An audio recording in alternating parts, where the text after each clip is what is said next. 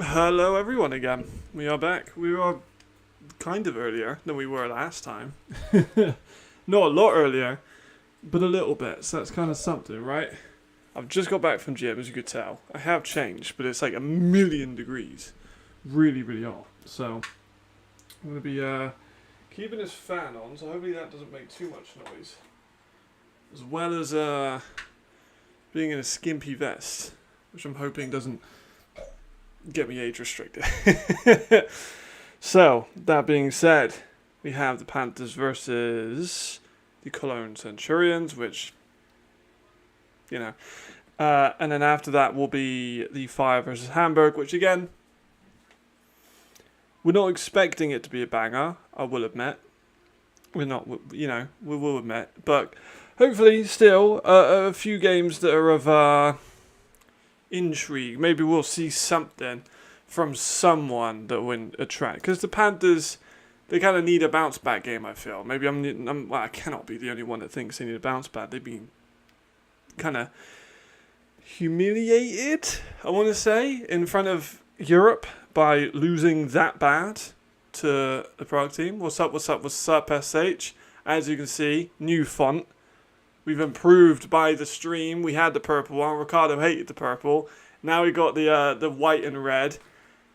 We liked the white and red, but then the font was a bit weird. So now we've changed the font. We've learned every time. But how are you, SH? Hope you're good.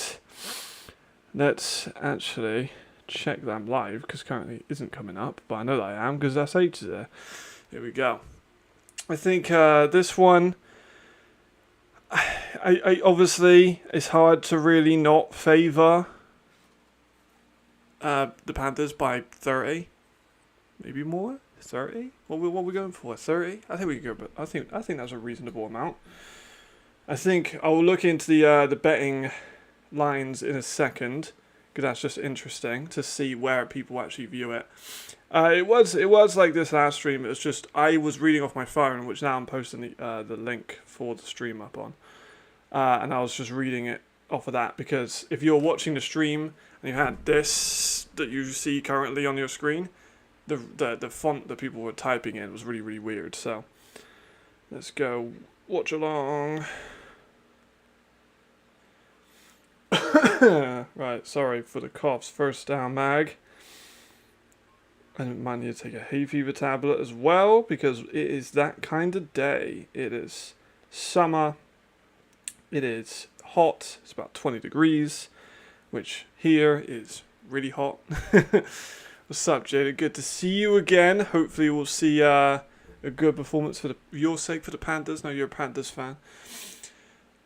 You would be at the Vienna Pride Party thing, but caught one to go. Now she's sitting at AC. There you go. See, that's a silver line. I like to call that silver lining.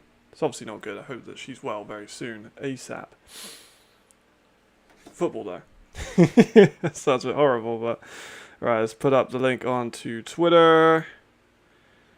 Because we actually, surprisingly, get a couple views from Twitter, even though I'm not very active. Week 5 watch along. Not Week 5, Week 5 watch along. I don't think I'll put it on the Reddit though. I don't think I did that last week and it was still fine. Because the Reddit's a bit of a weird one, because it's so incredibly negative every single post. It's like wildly negative. I'm going to get a hay fever tablet, because I can feel my allergies coming in. And don't worry if you're alarmed. You think you're Matt. How are you going to be still dieting when you're on stream? I don't see any yogurt. Don't worry. We've got yogurt. Not only we got that, we got 500 grams of the finest zero fat Greek yogurt. It's going to take me a while. I know certain people are a little bit like, it's taking 2 hours to eat yogurt. It's going to take me a little longer than that. What's up, Aiden? Good to see you. Good to see you. I've also got my water. We are still sitting at 88 kilos, which is about 190 pounds. We want to go down Talking about 180 maybe. We'll see what 180 looks like. We'll find out. Yep, so with that, I'm really, really happy with the league getting that in, by the way. A lot of people messaged me about London. About 20 people messaged me about London. Which I understand. It's an exciting time for everyone. Also, let me move the browser window. Not that. Whoops. Move the browser, lock the browser, keep this one, there we go. Just so you guys can see the scores of these two games. I'll sneak the Ghazi in just for, see, you know how it is. I've got to stay trim, How else am I going to get this excellent lighting on this part of my arm? It's one little bit of spot that I found. It looks good though. I feel like I should try and get some kind of sponsorship. Fargay, if you want to sponsor me for a bit, a little bit, I'll be down with that, Maybe if you want to send over some free yogurt, I'll get a Fargay tattoo. Just like, right there, just permanently on me.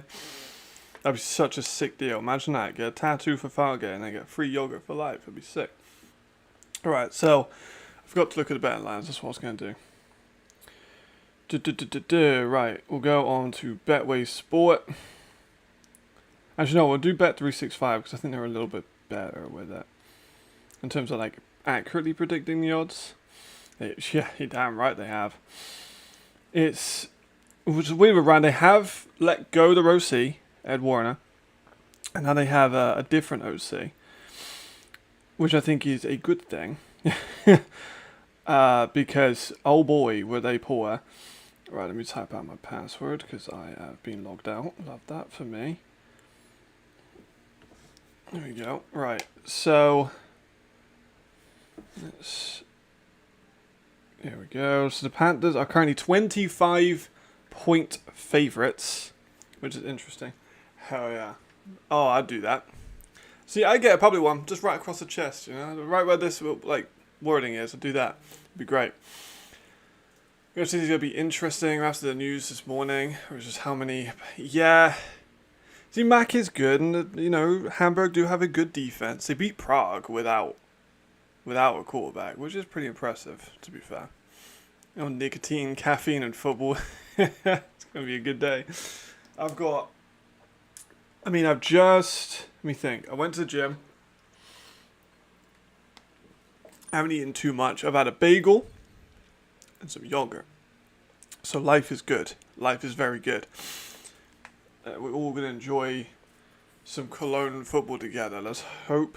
They are, like I said, 25-point underdogs. And Throners are actually more of an underdog. I think they're 30-point underdogs against Berlin, which is rather interesting. I'm just saying. Berlin are not a very good team. And they're 30-point favourites against the Enthroners. Which I'm kind of surprised about, to be honest. Raiders were looking back. You ain't wrong. And now they got to play Madrid, which is such a tough team. Because Madrid are incredible. They're such a fun team. They're not the best. They're definitely. They got an offensive player of the year, probable winner with Aaron Cruikshank, who is the best. Absolutely in the league this year, it's been the best. We're still on national anthem, so we're a little bit late to the kickoff, which is okay. We got a bit of time. As you can see, though, 1-2 versus 0-3. You expect the Panthers to go 2-2. And then this one is fascinating because either Hamburg go positive, which again I don't think they're going to, or Ryan go to 2-2, which would still not be great for them. I know they're pretty pissed off about losing last week. And that's just the two games on the Saturday. Nothing crazy on Saturday. We'll see how they do on the Sunday one. The Sunday games are usually the bad ones anyway. Berlin are not great, you are right. But Enthroners have been better last year, I agree with that strongly. And Berlin still won comfortably. I think the German homegrown standards is too good. I agree completely. Even they're not the worst team in Germany because Cologne exists. Second worst team in Germany still has a lot more homegrown player pool than Verhervar, which is just, Thomas will be upset, but sadly is the truth. There we go. The lineup for kickoff. Let's see what they got. Ravens are 28-point favourites against the Mercs as well. And then the Bravos are only 2-point underdogs. The Bravos are 2.5-point underdogs to the Raiders, which I think is quite a surprise. I'm surprised the Raiders go in as a favourite on that one.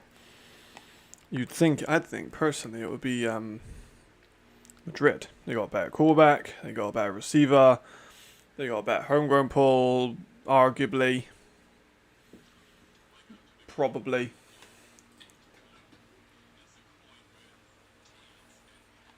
Oh, we're doing a coin toss, aren't we? I'm kind of like.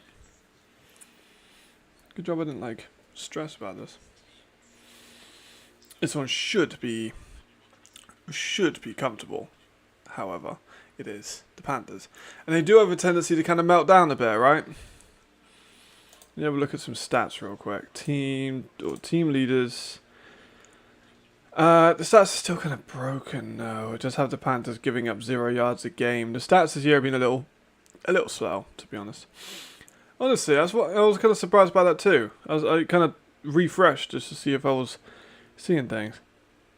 But the Panthers are not top 10 in passing yards. They're not top 10 in sacks. They're not top 10 in rushing. No, they are top 10 in rushing. They're 4th in rushing. But it kind of has been their only thing. They've got +1 turnover differential. I just, I'm not a massive believer in the Panthers. I do think they should easily win this one. They ridiculously easy should win this one.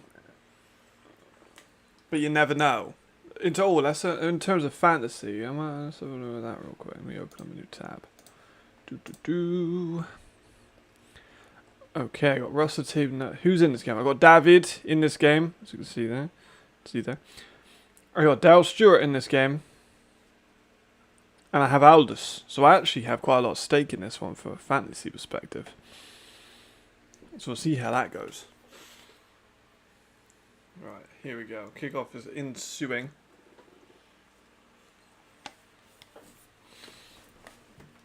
There we go.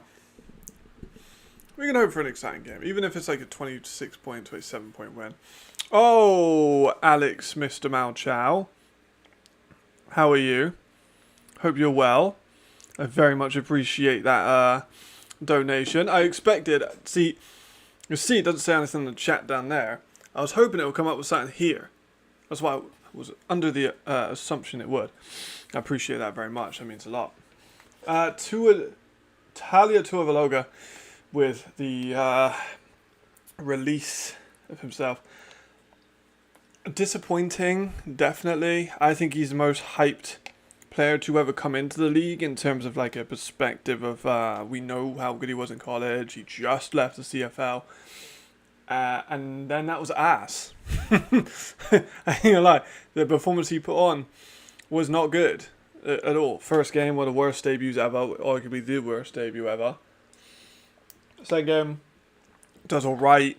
Gets a good win against Berlin. Solid but unspectacular. It was fine. And then he's gone. Shame. I really, really, really want to see more of him in the league. Right, David's big for the fantasy. We want him to be getting a rock a lot, I can't lie. What's your thoughts on it, Alex? Love to hear him as well, of course. Mr. Malchow. I don't understand how you don't have more followers than me, to be honest. Okay, are the post homegrowns just like that? Not. Hold on, let me reread that. Are the post homegrowns just not the best? I can feel like Panthers should be better. I agree. They're kind of some of their positions are aging. It's like receivers, Mazin and who else? Krupa and Banat are all aging receivers they had over the last couple of seasons. And then defensively, they've never had an elite homegrown unit defensively. This is very good. There's a couple others, but never elite. Deadass, Prague might have better homegrown. And actually, you know what? Fuck it. Prague do have better homegrown. That's kind of mad to say, but I think it's true. I'll say it like this. 20 for 46. 315. 3 touchdowns, 2 interceptions. Yeah, I mean, I said in the group chat with the insiders this morning, he was similar to Kyrie Lyles in terms of his callback rating and his touchdowns interception ratio. Not good. Not good. DJ Irons better upon a performance after abysmal. Fucking agree. Oh my gosh. Aiden Stevenson, you're an absolute fucking legend. Oh my god. We made $7 already there. I pretty appreciate that. I'm touched. That's very nice. Thank you very much. I appreciate it. Thank you very much. Of course, I can't thank you enough. You're a regular viewer. I do this for free, of course, but I really do appreciate the support. That generally does mean a lot. You're a legend. Thank you kindly. Yeah, DJ bet upon a big one. It's a really bad look for Tuivasa-Loga, 100%. Like, he cannot go to UFL, you think, right? Like, surely not. You can't expect him to get a contract for the UFL team or a CFL team or a practice squad spot after he's just stunk up the joint in his 2 games. There's David, nice run to the outside. There's David with a physical play and a first down. That's good for the fantasy points. There we go. He is no MVP.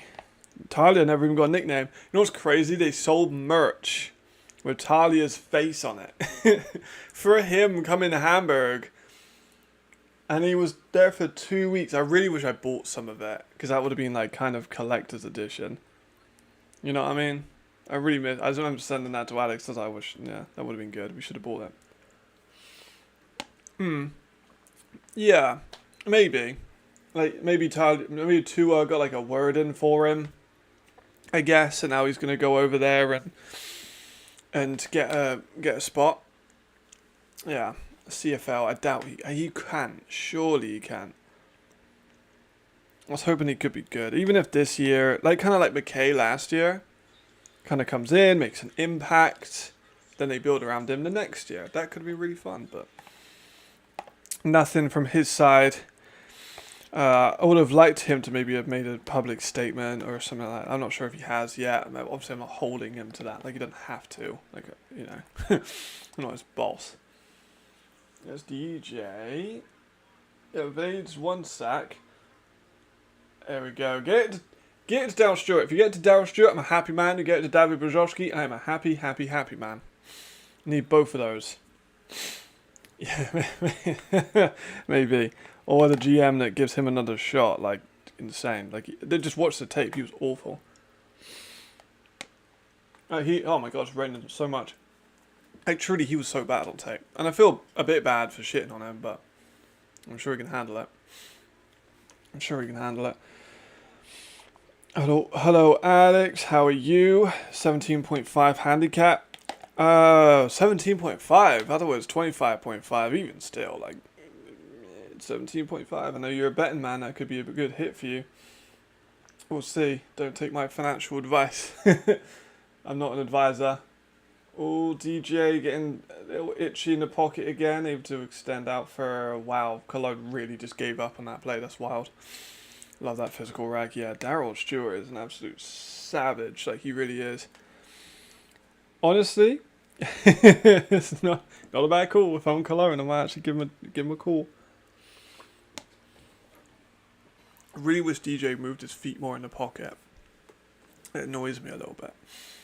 Oh, jeez. Early steal. Yeah, 3 possessions. You really would expect them to win by 3 possessions. It is shitting it down in Cologne. What's up with the rain so far in Germany? Every week has been raining. There's a handoff to David. He gets nothing, minus a couple. It's going to be harder for David to run, I think, on this ground because he's more of a one-cut guy. he's not going to beat you with like incredible speed. So he can't plant his foot in the rain, I don't think, as much. So that's going to be interesting how that plays out. Maybe the rain will give in. Let's have a little look, see the Cologne weather report. Because it's raining. It's not raining here, but it's expected to in a minute. Let's have a look at Cologne. But first... Ooh! Touchdown dash shirt. There we go. We needed that. That's good for the fantasy. Alright, so Cologne is actually thunderstorms, potentially at 6. It's hot. It's like 28 degrees there. That's wild. It's really hot, but raining. We might get maybe a thunderstorm. There we go. There we go. Good for the fantasy. We got Dale Stewart in there, so solid. Very, very, very solid.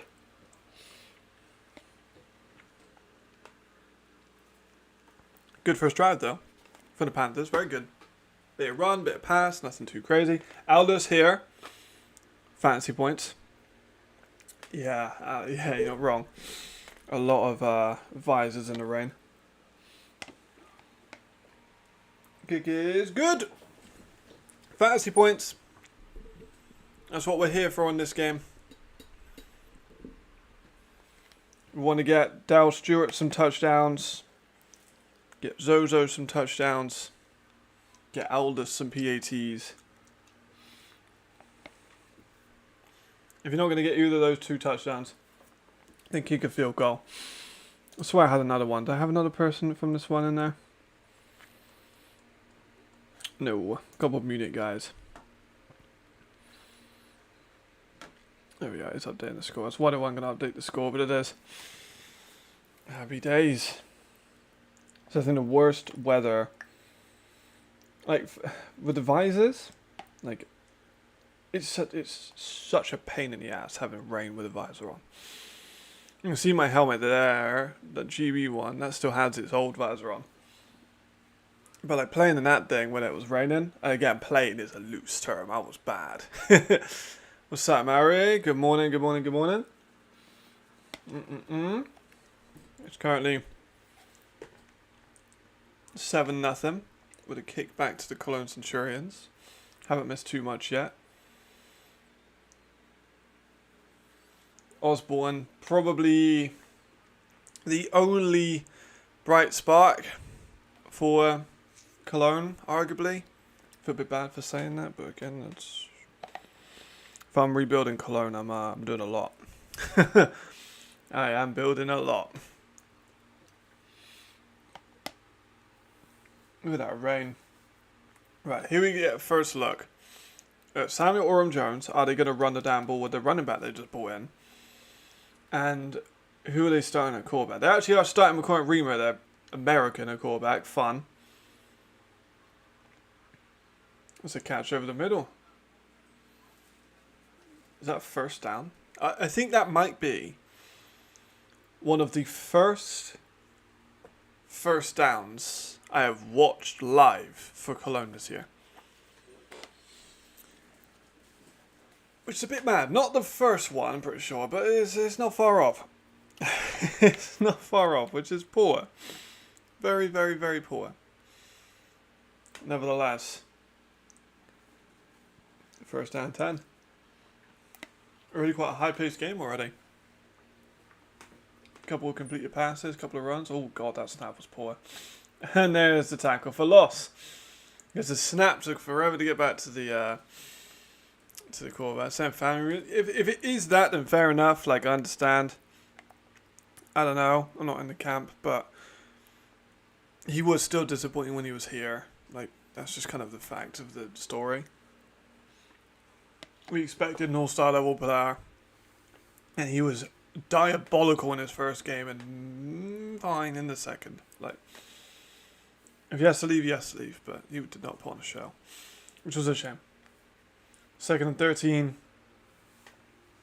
in the pissing rain. Snaps from the center being slow. You can tell he's not a natural center. Cormac Remit's taken off for a good gain, to be fair. Gets pushed out of bounds, but still made about 7 or 8 yards. What's up, Ed? Would you not just take your visor off when it's raining? Took mine off during the coin toss in rain games. Screwdriver. Oh my god, the amount of times people would be like, anyone got a screwdriver? Has anyone got a screwdriver? Oh my god, that's just brought that back a memory. Everyone asking where the screwdriver is. I was fine, like I said, I didn't play too much. I was okay. Bit of rain didn't really faze me too much. I was just cold, so I wore a long sleeve my entire career because I just had to sit. 3rd and 3. I don't think we've actually seen Samuel Warren Jones yet. They're going to call a timeout.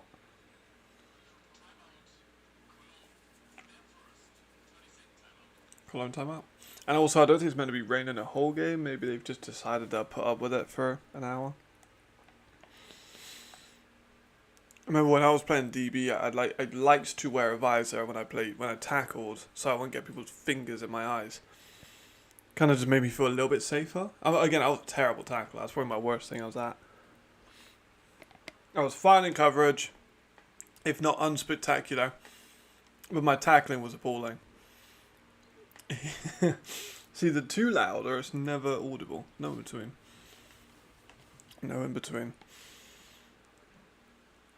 Right, 3rd and 3 again after the timeout. Nice short timeout. This game's pretty quick so far. That's what we love to see. Our corner's coming down into press too. Oh, I'll read that in just 2 seconds. We just watched the 3rd down. There comes a motion by Cologne. And they're going to go for a shot, which is just somewhere else. Ain't gonna lie. At that point, I replaced the clips for zip ties, made it easier to take off. So good point. So a lot of people do that. And it comes into a scissor thing. I remember a lot of people at UE did that last year with zip ties. That's why I have like 100 of them in my room. Sounds mental. I had a load of zip ties, just in case anyone would ask for them on game day. I just have them in my bag. Which, if anyone like looked in my bag and just saw it empty with just like 50 zip ties, I'd probably get quite a lot of questions. Punt by the Cologne Centurions was actually good. I can't lie, a good punt. We can expect to see another Panthers drive. Yeah, I feel like Adam Larry returning it then.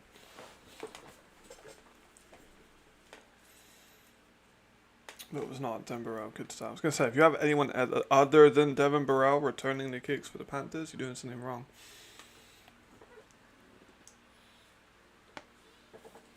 I know that he was pissed. He was very pissed about last week's performance. He put a lot of stuff on social media about like coming for everyone. Which, yeah, sometimes you just need to be fired up a little bit more. Right, Panthers. Oh! Fuck snap, DJ goes down. It's not ice cream, brother, just yogurt. Just a massive tub of yogurt. Oh, 500 grams of it, the size of my head. It's like this, I'm trying to think of like a size comparison. There we go. It's like the same size as an Xbox controller. trying to add some lean mass, my bro. That's all I need. Right. Now inside their own 5-yard line. The Panthers are. 2nd and 17 after a botched snap. DJ did good to catch it. If he wasn't so tall, it definitely would have went over his head. 2nd snap's better. They're doing it again, the Panthers offense. So far, no creative plays. They've just kind of been quick outs, and that's it so far. I don't think I've seen much diversity from the routes. Not really testing, you know? I mean, 3rd and 18 now, they're going to have to throw something past the sticks, you'd think, unless they're going to go for a short hitch. They bloody love a short hitch. There's one thing the Panthers love. It's a short hitch. They love it. They're obsessed with it. Here we go. Go with a pass. There we go. Looking at pump fakes. Still looking around. Oh my god, DJ, throw the fucking ball. Poor. I don't know why you're contesting a catch, brother. You call it for no yards. I love you, Eric, but that was not right. Just not great. He runs out the pocket into pressure again. I can't, like, he just does it all the time. I don't know. Maybe I'm being a hater with DJ because he doesn't like me very much. He said some mean things. But he rolls into pressure so damn much. He does not move his feet in the pocket at all. Now look at his feet. He's like a statue. Right. Comes a punt for the Panthers. If this goes over the Reds, then yikes. It's a very tough punt, this one.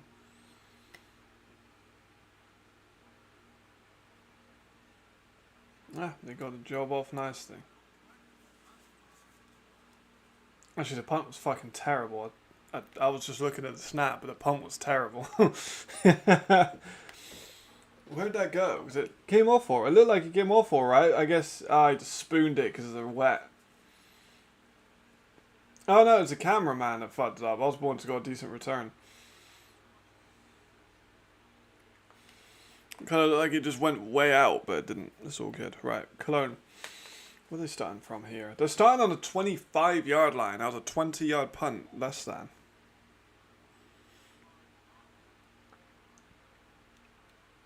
Trips to the right. Bunch formation. They're fools to not pass at the moment. They got 2-on-1. There you go. They did it, but the ball had no zip. Concept was fine. Definitely had a mismatch, but ball has no zip. Doesn't have the arm to get that one out to the sideline so fast, but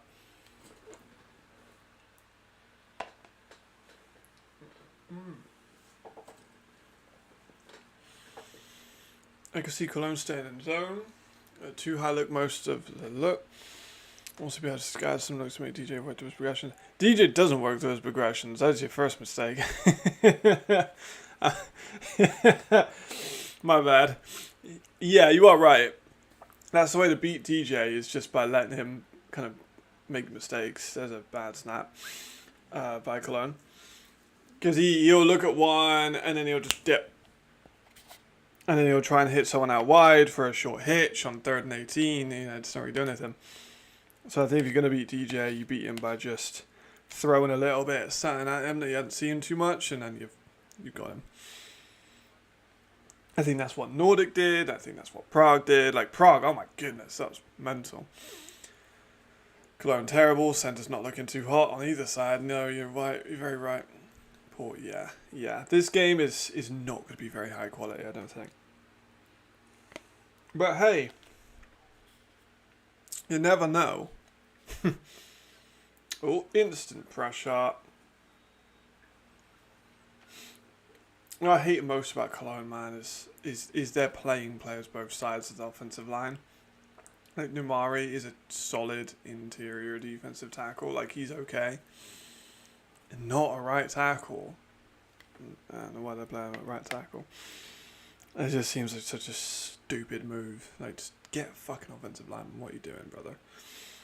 I don't know. Weird. This team is just constructed weird. Alright, here's a kick.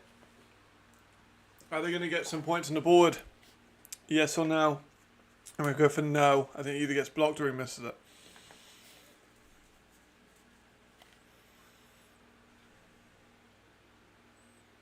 Missed it. Too short. Looked like it might have got blocked for a second, but now it's just too short. This game is going to be rough. Oh, man. Cologne are just embarrassing, man. It looked like he kind of got tipped, actually. I don't get Cologne. It's just an embarrassing team. It really is. I wish they just tried harder to fucking organise this team in the preseason. I know that they had to change for ownership, blah, blah, blah, blah, blah, blah, blah. We should have had players signed for the ownership slip. Honestly, like, fucking hell. And they fucked them up. in every single sense of the word. Defensively, had multiple turnovers. Well, I'll say 3 interceptions definitely, but then also the block kicks and stuff like that too. Here comes David. This is what we want to see. A bit more David's action. Where is he at currently? Because I know he's not had the best of seasons. Player leaders. Rushing. So currently... Oh my god, David isn't even in the top 10. That's wild. True. Fair enough. So, David is an amazing runner back. I never want to doubt that. But he's not even in the top 10 right now. DJ Arndt is 10th. I don't know why that's happened. Because a lot of people expected him to be kind of going off this year. And then with Glenn going down, that like rushing crown is wide open. And currently it's Sandro's. Unless he's hurt. He didn't play last game. Chrisman. Bonatti's in that race. Gerald's low-key still in that race.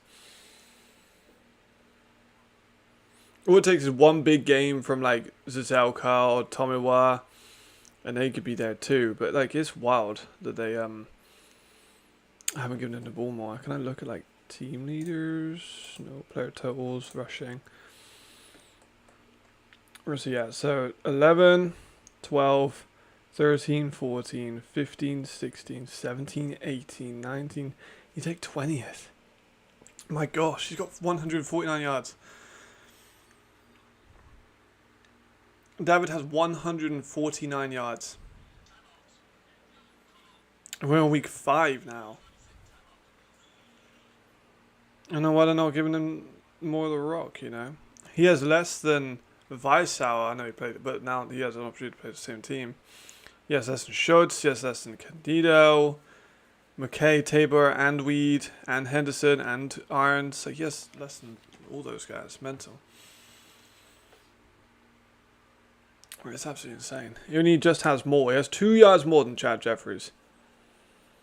He actually has weirdly more than Justice Seelig, but Justice Seelig is more of a receiver threat anyway.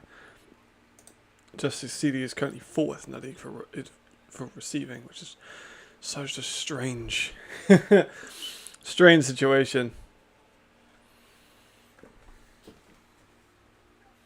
And then half an hour, Hamburg versus Ryan.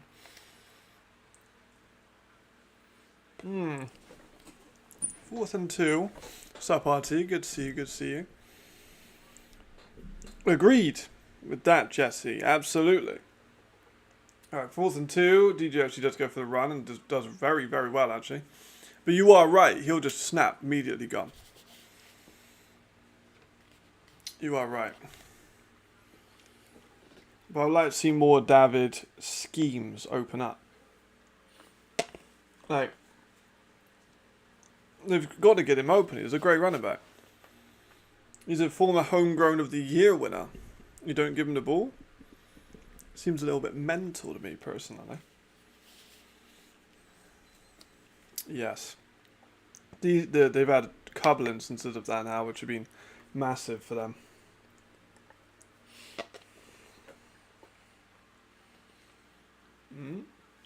Can I just send us some heat, though? Right. Yeah, it's a couple more yards. I'll take the Dow Stewart yards every day of the week. I don't think he was going to try and do like some kind of pitch for a second then.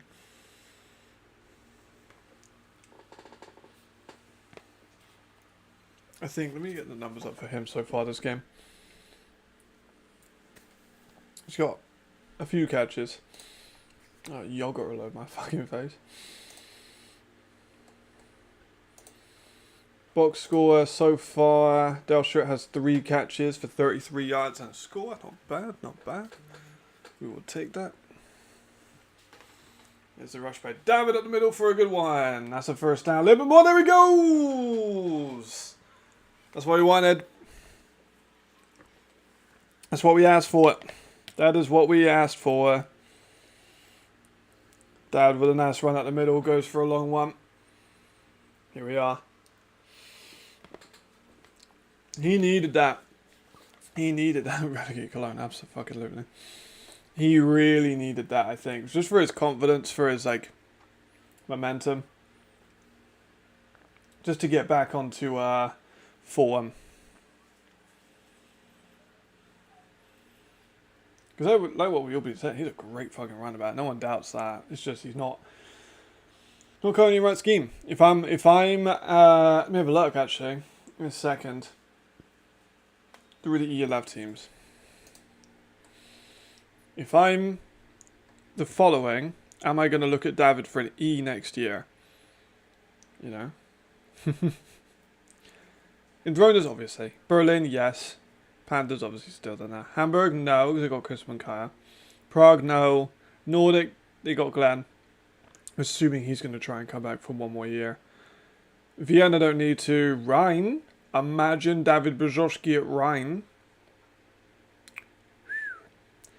Helvetic, probably. Cologne, obviously. Madrid don't really need him too much at the moment. Galaxy don't really need him too much at the moment. Munich, maybe. Rodney's what, 29, 30? I think David Brzozowski at the Ravens would be quite fun. Paris, probably not, but maybe. Raiders, no, and Serge got Tomiwa. So, if I'm David, I'm looking at Munich, Rhine, and maybe Nordic if they keep Glenn. I'm not sure. Glenn's obviously got an Achilles, and how long he's going to be out for, etc., etc. Or a German team like maybe Hamburg or no Hamburg. Yeah, I think it's maybe probably just Munich Ravens, but that'd be pretty fucking fun. I'd like to see that. Alders with more points. So currently we've got David who's got me a touchdown. Dale Stewart's got me a touchdown. And Jakob Alders has got me a couple of PATs. So currently, life is good. Life is good. Enjoying it.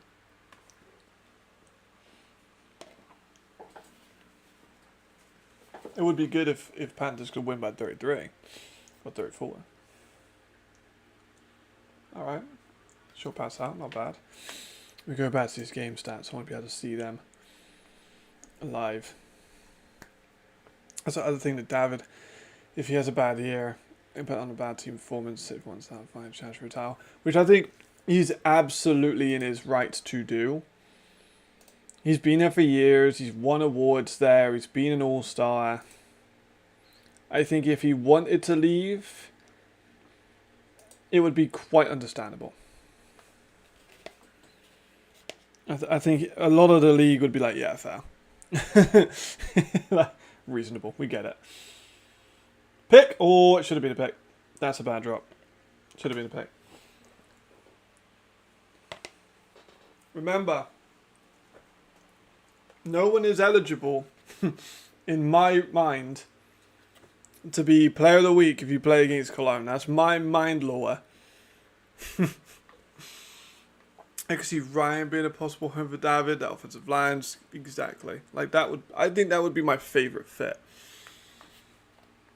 Would be David at Ryan. Gets him into a bigger market, so he can be more of a starter.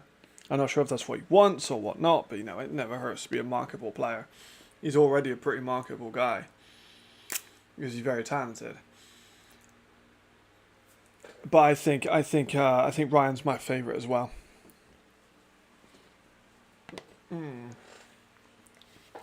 No.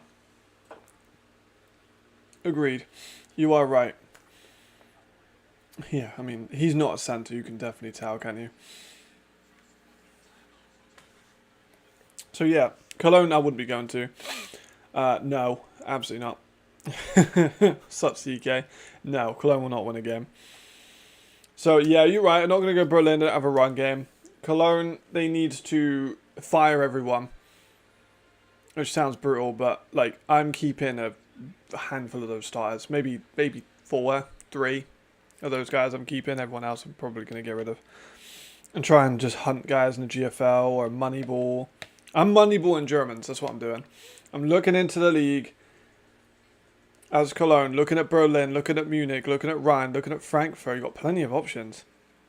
and I'm playing Moneyball, and I'm gonna see who could be good for me. Like a player like Yannick Lorak, they had him last year. He was really good, and he went to Ryan, which really annoyed me. I'm not gonna lie, because I really wanted to see Yannick Lorak actually in a starter spot, and I was just kind of buried in the spots with Ryan.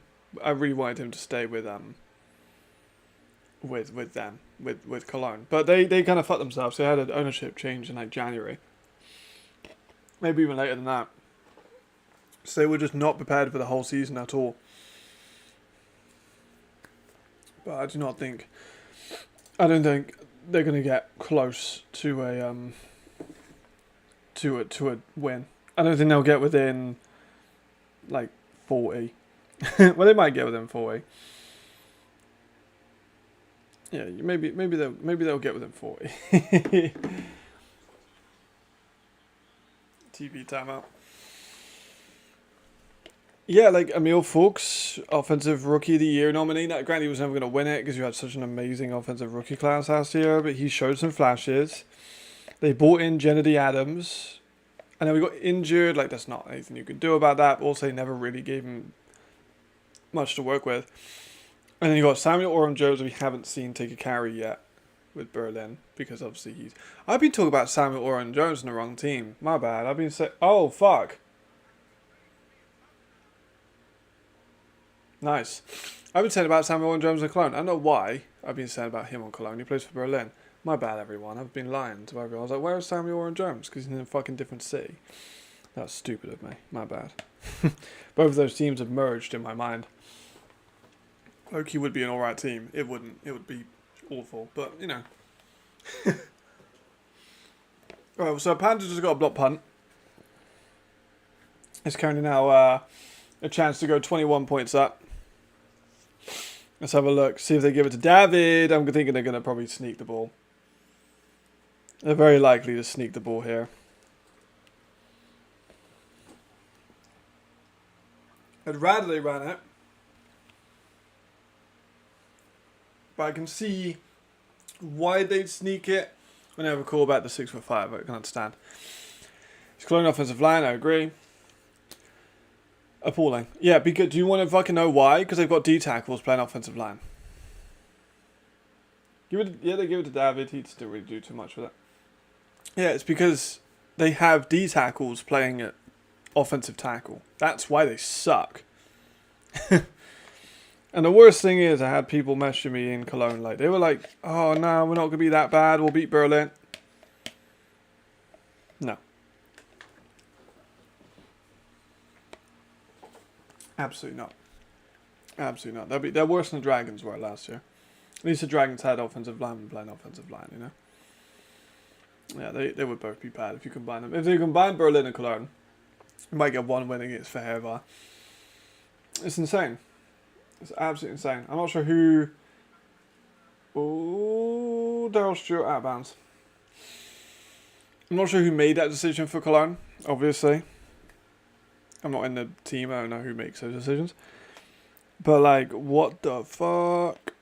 You don't buy any offensive lineman at all? Not one, really? Like, it's the most important position. It's like, Verheervar, I think that Thomas was saying that GM makes all the decisions. Like, dude doesn't really know ball very well, I can't lie. Like, teams that need to invest in offensive line in particular, like every year, just because they're homegrown pool, is Prague, the Panthers,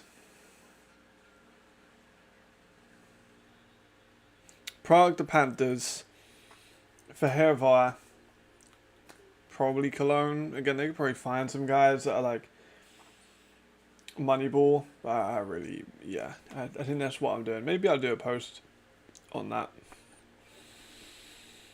Oh, so many, oh my god, I got so many bloody post ideas. Like, I do apologize to everyone in advance. I was meant to have like 2 videos done and a post idea, which I am doing. There's so many ideas I have in my head. I haven't been able to get them all out. Yeah. That's why I agree, CK. So that's my rule. On my lore accurate lore for MVP of the week for ELF Live is I will never give it to a player if against Cologne. Unless they break some kind of ELF record, then I might have to, but probably not. Cologne had no chance to get any good German offensive line style. Yeah, they did, that's right. But to counteract that point, there are still offensive linemen now that are free agents that I would sign if I was Cologne. I would not want to see an ELF2. I think an ELF2 would suck. I think an ELF2 would be a big problem. No one's going to fucking sponsor an ELF2. What we need to do is fucking make them improve.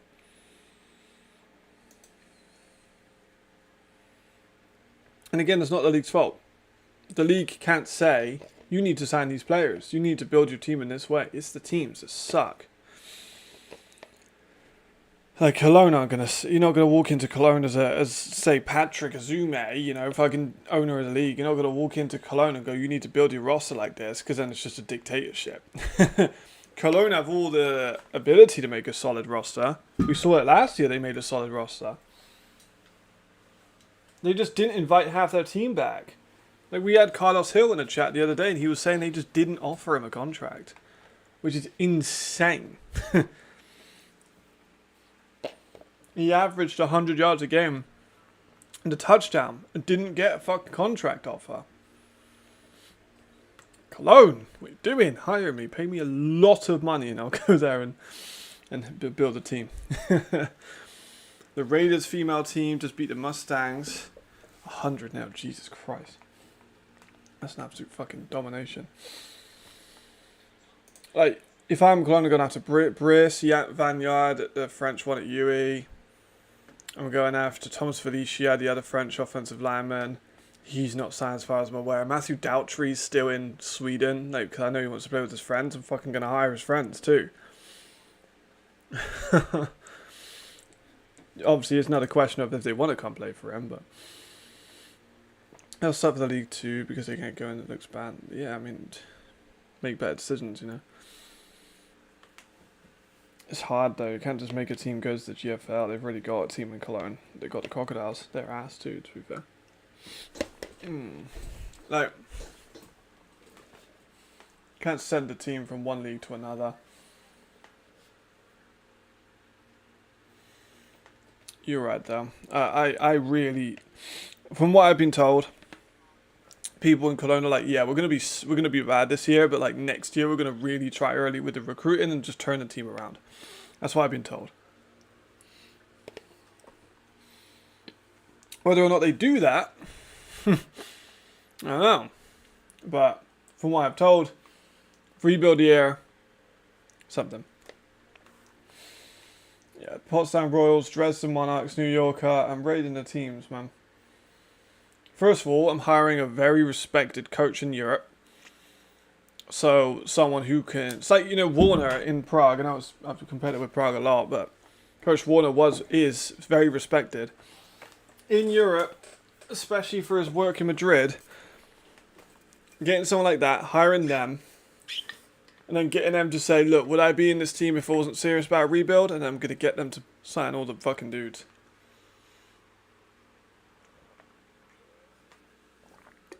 They already were for a while, if I'm not mistaken. Good hit on third down.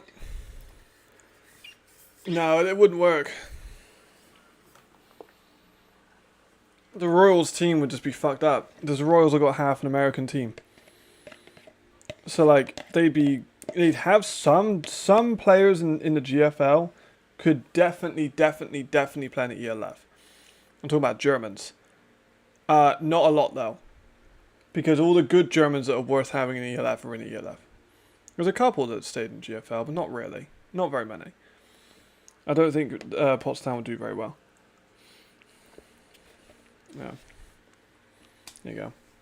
It's hard for the lower German teams, the homegrowns. Which, I mean, you are right. But there is an amazing amount of German talent.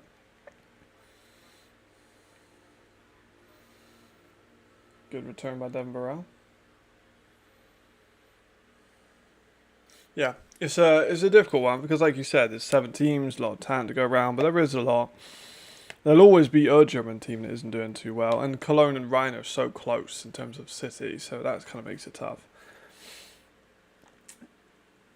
But like I said, they just got to try and find these guys that no one else finds. That's where you need good scouting. I know I've talked about it a million times, but if you don't scout, you're not going to win. Like, that's just facts. If you do not pay your scouting department, you're going to lose more games than you're going to win. Especially with these teams. Like, if you're Vienna or Madrid, those players are going to come to you more often than not. Especially with, like, youth academies and stuff. You kind of know who's good. But, like, if you're Cologne, you need to be scouting. There's no other option. There's a nice score by the Panthers. It's time to run up the score now. Eric Hortenda with a nice... No, what else? It was Jazz! It was Jazz! Oh my god, it was Jazz. Oh my god, I literally have a video about Jazz. And they didn't use him properly. I'm going to type that into the group chat. I'm so happy they used Jazz. Let me type that in. Hold on. Jazz. Finally. Like, he's such a good receiver. It annoys me they don't use him more often. Because he is very talented. And they just decide not to use him. It's insane. He's a very good player. ELF should force the teams to adopt. So I actually had I don't know. It was weird with AFI. When I wrote with AFI, I did a piece about that. I did a piece that if you're a new team entering into the league, you should have a youth team compete in the domestic league of your country. So like Munich should have a youth team in the GFLJ or a German football. You know, it's kind of weird with the GFL and whatnot, but they should have a team compete against, even if it was just like Munich Ravens youth team. They play some friendlies against GFLJ teams, whatever. But then AFI just never put it out. And I asked about it and they just never put it out. Yeah. Having a full-time scout would benefit Cologne. There's plenty of talent in our backyard, 100%. Agreed. Dusseldorf Panther, the best youth team in Germany. It's not that far. You get someone to go, you know what, this guy could probably step up for us. There you go. Yeah, I honestly, I don't know why they haven't paid a scout. Whether it's, I don't even, they have to pay me a fucking bag to scout for Cologne, I can't lie. But if they did, I would. But they need to find someone. And it can't be some coach who thinks he knows the scene. Because scouting and coaching are so different.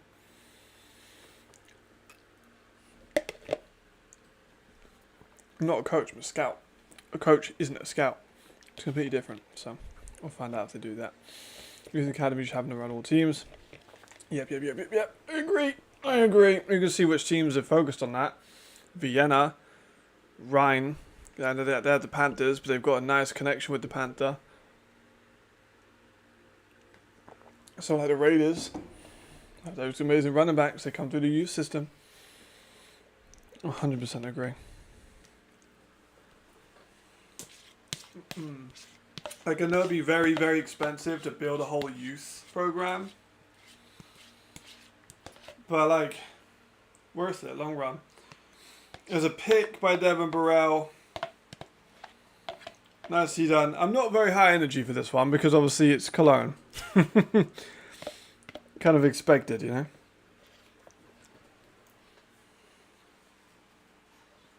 We're a shit team, so. It was a nice play. Terrible throw. Terrible throw. Jesus.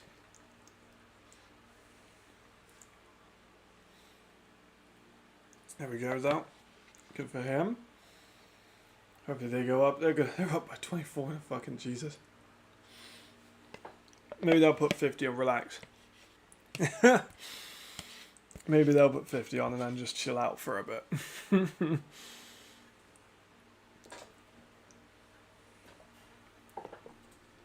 Give it to David.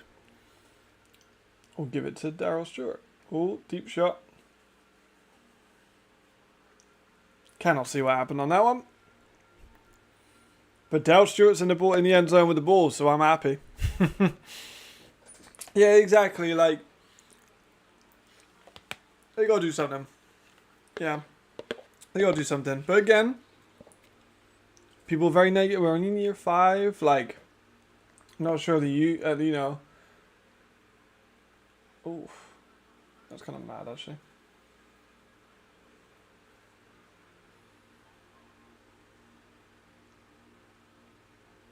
Oh, that's against the American corner as well. He got jump balled over. Ouch.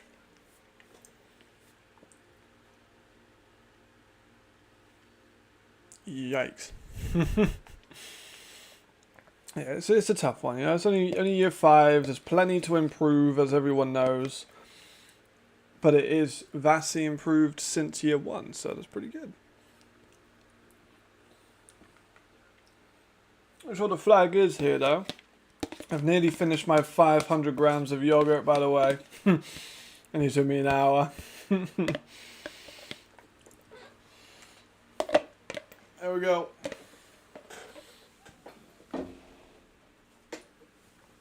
I am a happy man. Oh. Ben's declined. And Dal Stewart got me 2 more points.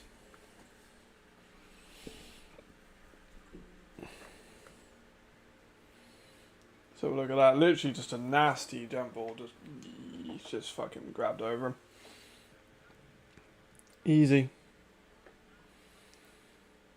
Right, I want to look at...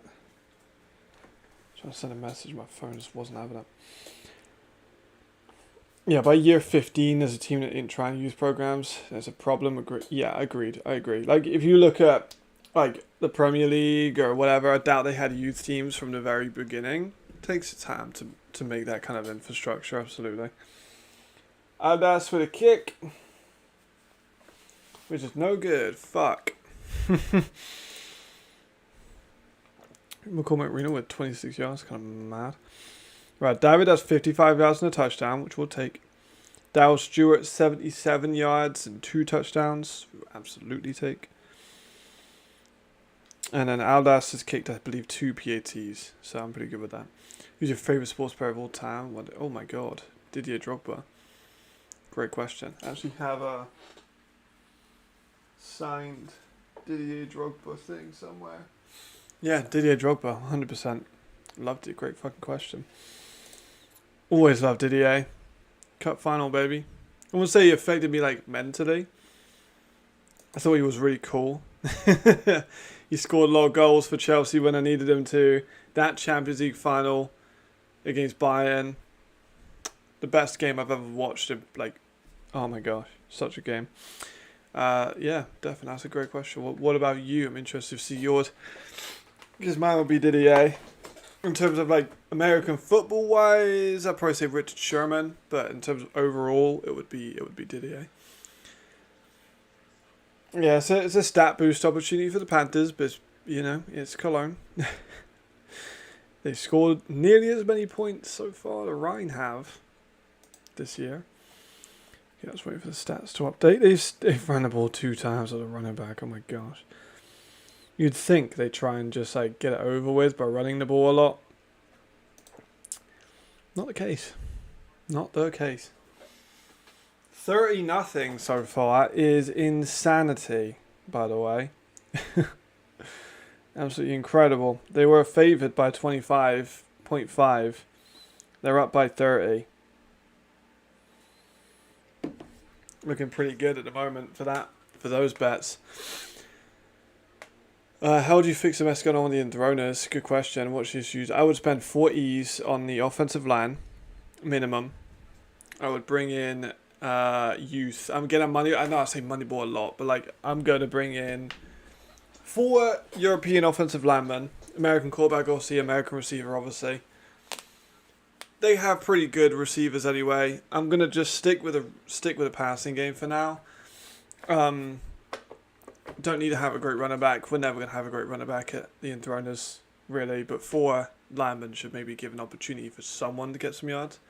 An American maybe linebacker, like middle linebacker, and American corner. And then those two E's, I'm going to spend one on the corner, one at safety, and then probably one at the end or other corner maybe. But fuck me, that's a big one. Thomas the Hitman Hearns, oh my god, Marshawn Lynch as well. I really like, oh my gosh, even like boxing wise, or like MMA, Charles Oliveira. Fucking love Charles Oliveira. I really liked Brazilian Jiu-Jitsu for about a year just before COVID. I did like a year of BJJ. I tried to learn some Portuguese during that time.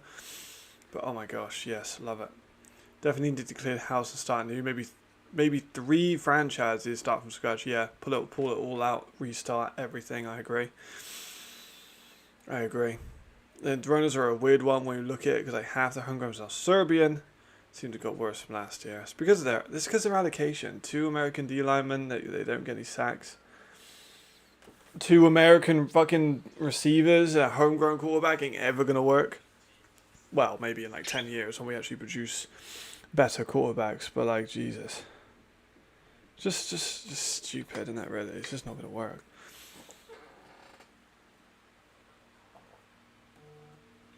There we go.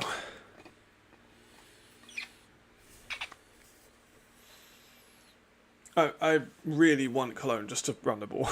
And then when the other game starts, we'll turn that one on. Because this one's a blowout.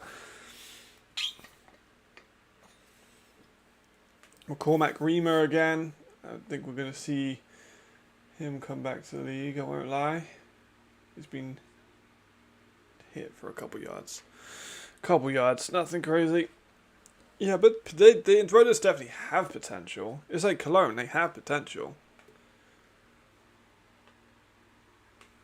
Like let me have a little look on the LFpedia. I guarantee that there is a player on every single ELF team, or every German ELF team, that you could convince to go to Cologne as a homegrown starter that isn't currently starting. So if I look at Sea Devils, Chris Kaya or Lucas Harden Canido, you want a starting job? You want to stop splitting carries? Come to Cologne. There's one. There's one. McCormack Remo with another decent run. Right. Is anyone going to take that one for the team? Keep watching the game for the rest of us. Walter Payton, good call.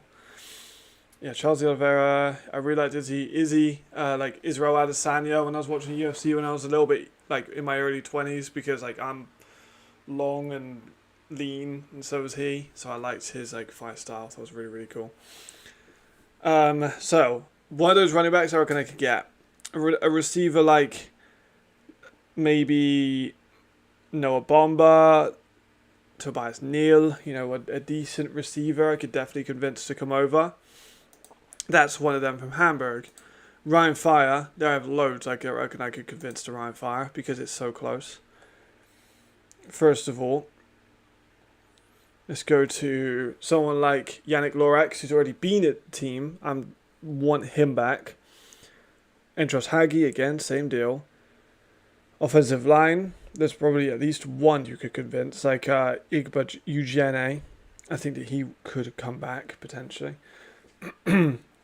Defensive line, you're probably not going to get anyone in that. Neither linebacker. DB, probably not as well. But that's still a couple starters. I think they strip everything. They get a good coach. They could get some players. Look at Prague. And I'm using that as an example a lot. But they got Dave Warner in. He was a respected coach. And it flipped everything. They showed that they're committed to building the team. Oh, there goes David for another long one. David's gone. Fantasy points. Don't get any silly blocks. There we go.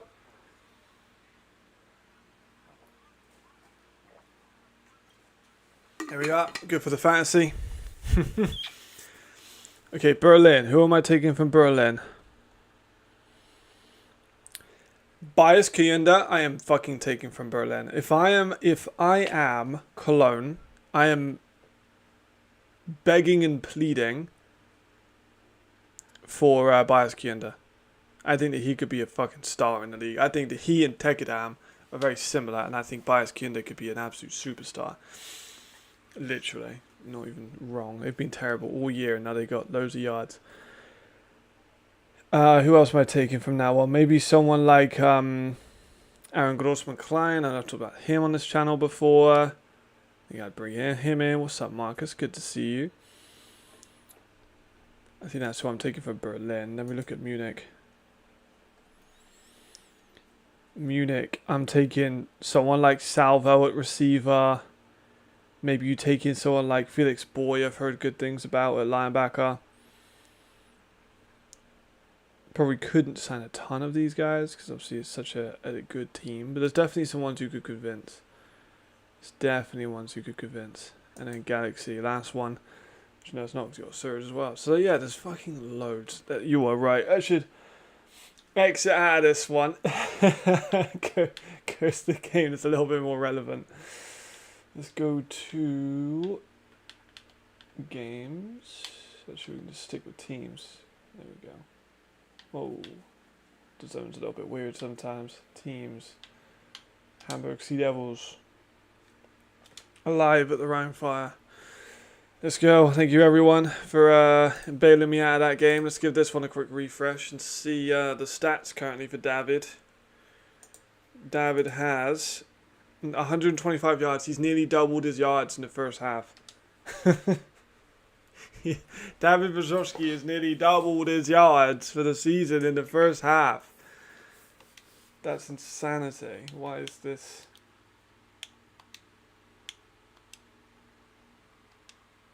There we go.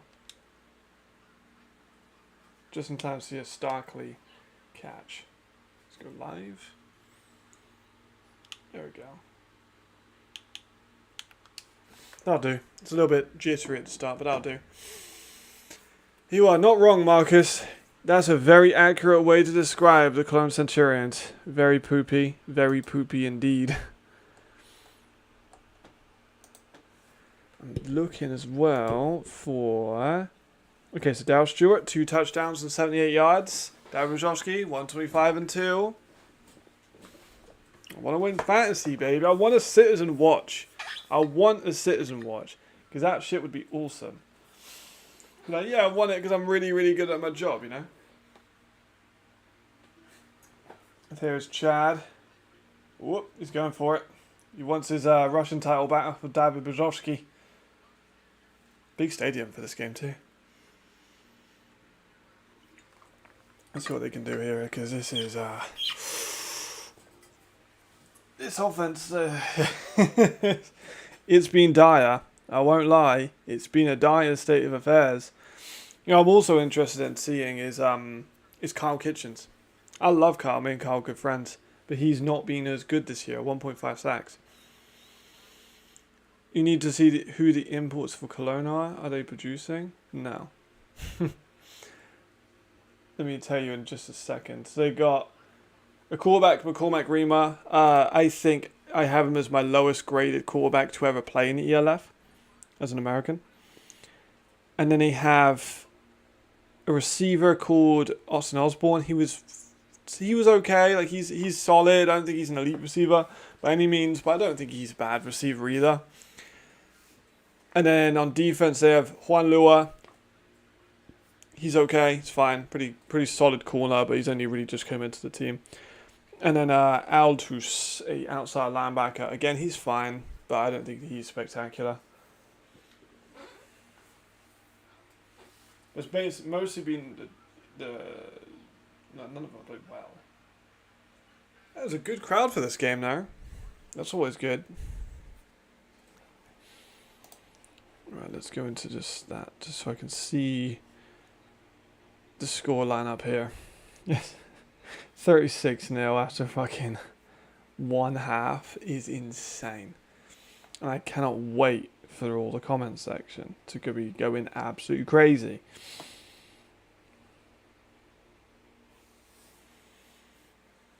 Okay. Right, 3rd and 6. They're within field goal range. I don't think I have much going on in terms of fantasy on this matchup, to be honest. Outside shot. Nicely down first down. Okay, the offense is kind of moving. Carl does get doubles 100% every play because the rest of the line is so much worse than him. Agreed. That's why A spot on a D line isn't a waste. This point, in my opinion, I completely fucking agree. So in this game, he's currently not getting doubled because Sven is so good. But you are absolutely right. He does deal with doubles and triples like all the time. But you are right. Because they don't have a good defensive line, Hamburg do not have a good defensive line in terms of like talent-wise. In terms of potential, there's a couple of okay guys. But in terms of right now, no. They're not elite. They're not great. So they're fine. They're average. They're not going to be competing for anything in terms of defensive line. So yeah, I agree. I think it's a bit of a wasted spot. I think if you have someone like, I don't know, who has like a really good homegrown line, someone like Ryan, they have a great unit. They can have him in and he can maybe get a bit more single teams. Like Berlin, when he was there, they had some other really good talented players. So it's a circumstantial thing, isn't it? It's a good ground, in all fairness. What the championship game was last season was just everywhere. Yeah, Duisburg. It is nice. This is that. This is in Schalke Stadium? Is it? Oh, it does. Yeah, maybe it is then. I actually really liked it there. That was fun. That was a nice stadium. I liked it there a lot. I would disagree. I think Hamburg's defensive tackle was not bad. He's not bad. He's fine. You know? He's average. If it's Joshua you're talking about, I think he's a solid player. I think he's a solid starting D-tackle. Potential is higher. Potential is good. But right now, he's not an all-star. Yeah, there we go. He's better than the rest, 100%. But like, I'm going to look at that roster real quick. In terms of defensive line, so you're talking about Joshua, I believe. Yes, Joshua Kolainen. He's fine. Oh, my fault. My fault. So they got Jonathan Iptan, he's fine. Carl Kitchens, Joshua Kozlan, who is solid. Raskorp, and a couple other guys are like okay. But if they went after someone like Marvin Pinter, who I think is in Stuttgart, I want to say, someone with Galaxy. Is it Galaxy? If they went after someone like him, be a good German rush player. Oh, here's Naz. Why'd he go inside? Naz had a wide open outside lane. He just went inside. What's he thinking? Come on, Naz. I do like Naz, though. I don't think Naz will ever see this, but I do like Naz. Yeah, they're fine. I just don't think they're an elite team. I think they're a bad team, you know. They're just not great. Kitchen thinks, oh my god, that would be fucking disgusting. Exactly. Like, that's something... I call it luxury imports. You have imports, you have luxury imports. You have... I need a offensive lineman. So I'm going to get an offensive lineman. That's an import. I have an amazing defensive line. So I'm going to add in an import to make it really good. That's a luxury import. A pass rusher is usually a luxury import. A second receiver is usually a luxury import. A running back can be a luxury import. An offensive line, never really a luxury import in case it's like Ryan when they have Arnold in. But is a big thing. Kyle would be disgusting in Vienna. He would pop off in Vienna, 100%. Right, so if they got Mac in, or is it because I saw someone said it might be Michael Leon back in, but no, it does look like it's Uribe. Do I have Chris Mckay in this one? No, I do not. So I don't have any stakes in this from a fantasy perspective. So I'm all good. I'm covered there.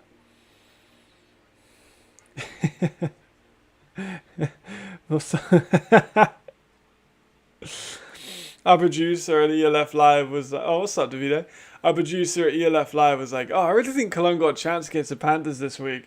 He's just messaged the group chat. Just put, yeah, take it back. Yeah, one spot on. I believe that's an import. It's not a luxury. Like, you need a corner to play. Exactly, agree. So like, but if I'm Munich and I have a American corner, that's just an import. I have Nitsanada at corner. That's also an import. If I want to go for a third corner, that would be a luxury import.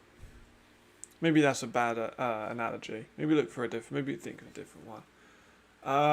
Who's got like an amazing defensive core? I'm trying to think, because there's most imports are just imports, not luxury imports. But like Cologne have got all luxury imports, not positions that are needed for Cologne. Like they have like a pass rusher like Jared Jackson, who is a good player, but he is not going to stop the runs. They need a pass. He's just a pass rusher, so that's a luxury player. They have a D tackle that's playing both sides, which is just odd. They have corner, which is good, but you know it's such a fucking shit team. David 125, yeah. That's why we're living it up, Davide, because I also have him on my fantasy football team, right there. Right there. He's going to be an absolute steal for me. We love to see it. I think what's the odds on Ryan? I think Ryan are a favourite. I think by 14. I believe. Oh, nice return by Ryan. Oh, he's got a bit of space. Oh, there is a flag down. We have a punt return touchdown for Ryan, but there is a flag down. Is that Mari? It's Amari. We'll see. Okay, so Ryan's actually locked, so I can't actually see who is the favourite.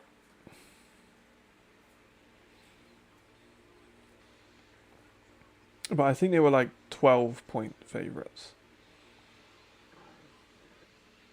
If I'm not mistaken, I believe they were about that much. That was a great return. A great return.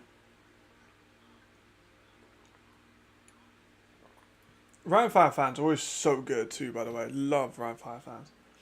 There we look at Amari. Great instinctual catch there on the don't look like me. I don't think that I'm not seeing anything egregious. You know what's crazy? I did not think Amari. I was a little bit worried about Amari this year. I was like, he's hit 30, and maybe he'll have a step down this year. But damn, I was fucking wrong about that. Jeez. Part of scouting, you got to predict ups and downs. I fucking missed with that one.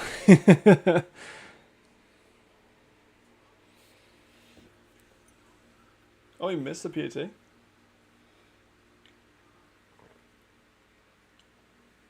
That's kind of mad. Yeah, he did. Jeez, okay. That was a great return now. Outstanding return, actually, I dare say. Good for him. There we go. Easy for him. Yeah, go back up to the scoreline. Just keep an eye on this one, just so I can have that in the corner. Fucking 36-0. Alright, they just kind of got to let it go now, right? Oh my god, you're so right. Yes, absolutely. So, teams that have... That's a good question. Let me look at the teams that do have. Do not have an elite homegrown corner. Do not have an elite homegrown corner. Do not have an elite homegrown corner. I have good homegrown corners, not elite. Do not. Corner-wise, no. Do not have an elite corner. They got some really good corners, but elite, I'm talking all-star level, borderline all-star level. Probably not. I like Wenster, I like Wensterberg, I like Engel. I do not think they're all all-star players. No. No. Definitely not.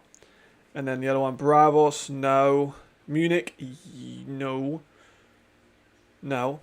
Raiders could, if they have Nitsanada. Actually, no, Hamburg have, I'm talking about fucking homegrown. What I'm talking about, with ease especially, you get Rodion. Rodion's an all-star level corner for Hamburg.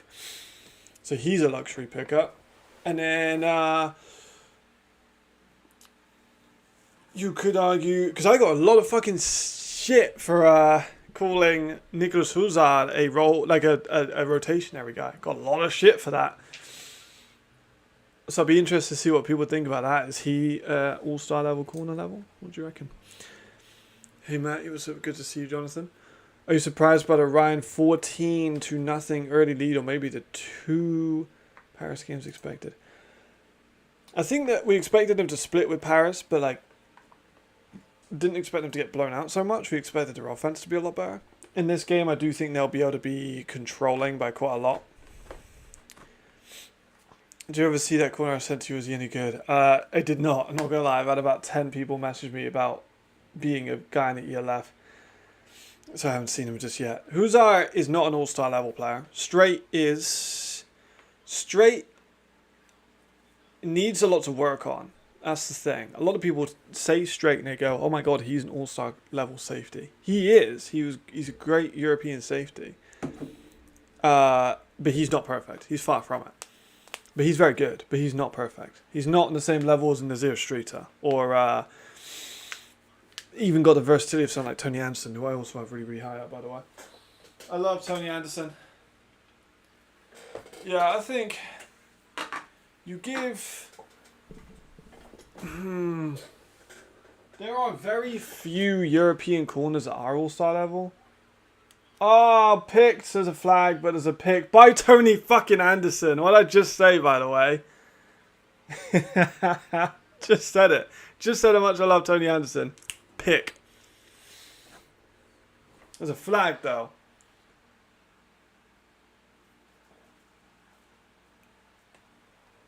Let's have a look.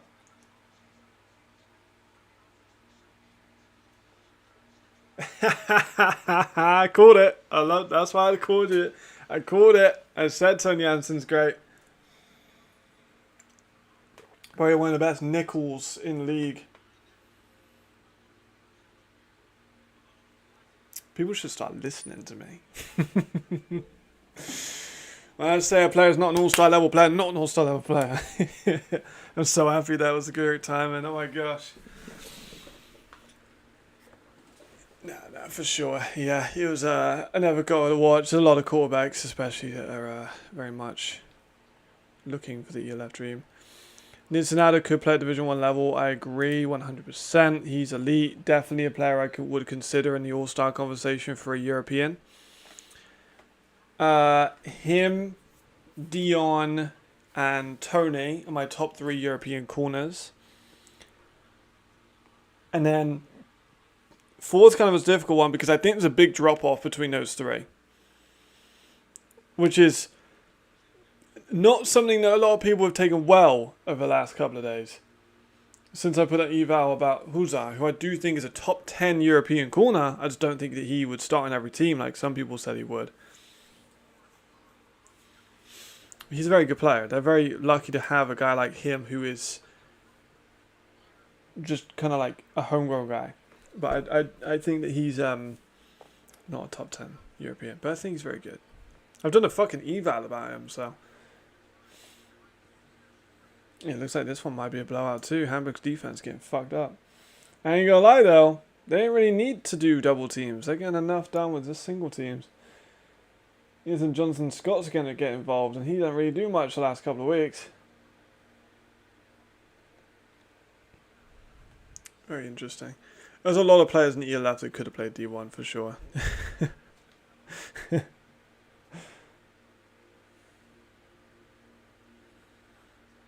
Yeah, near the end of the first quarter on this one already. Yeah, you're not wrong. You're not wrong. Oh, we've doing his head a little bit quicker. Like I said in the preseason, people call me crazy as their homegrowns are not that great. Their homegrowns are not that great. Hamburg have got, I think I said, one elite German and like some good Germans. I think that Chris Kaya has elevated himself up to an elite German. No elite Germans on the receivers. John Levy Cruz has just been quiet this year so far, but is a good player. Probably one of those good Germans. Offensive line, it's not elite.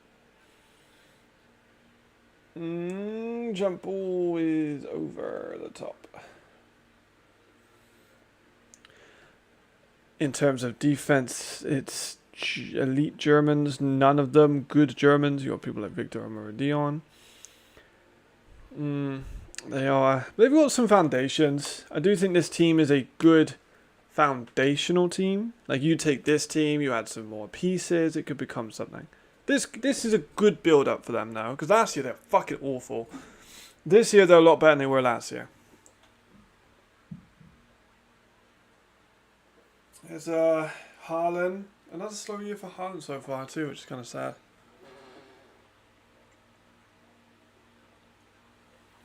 Not a great year. I still haven't watched that. I still haven't watched it. Oh, I'm so sorry. I told everyone I'd watch it. I haven't.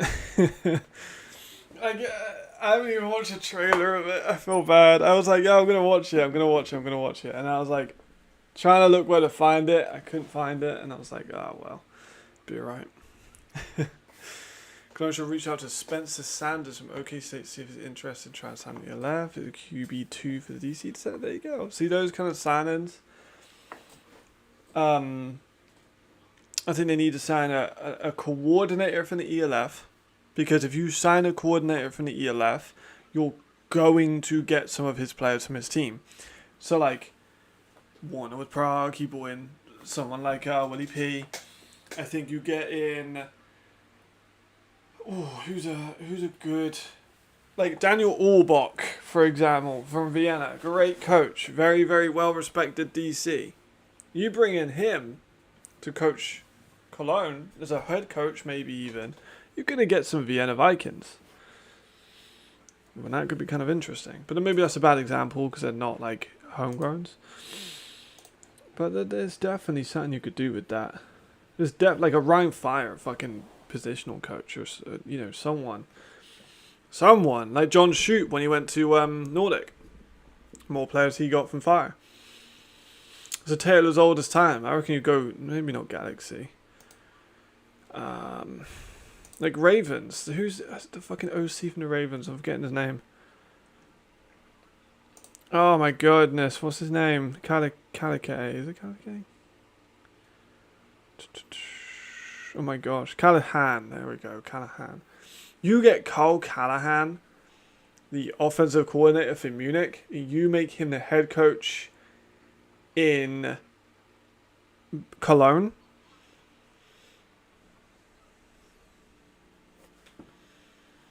That's a fucking baller move. You're going to get a ton of Munich Ravens come over. That's what I'm doing if I'm Cologne. I'm throwing the house.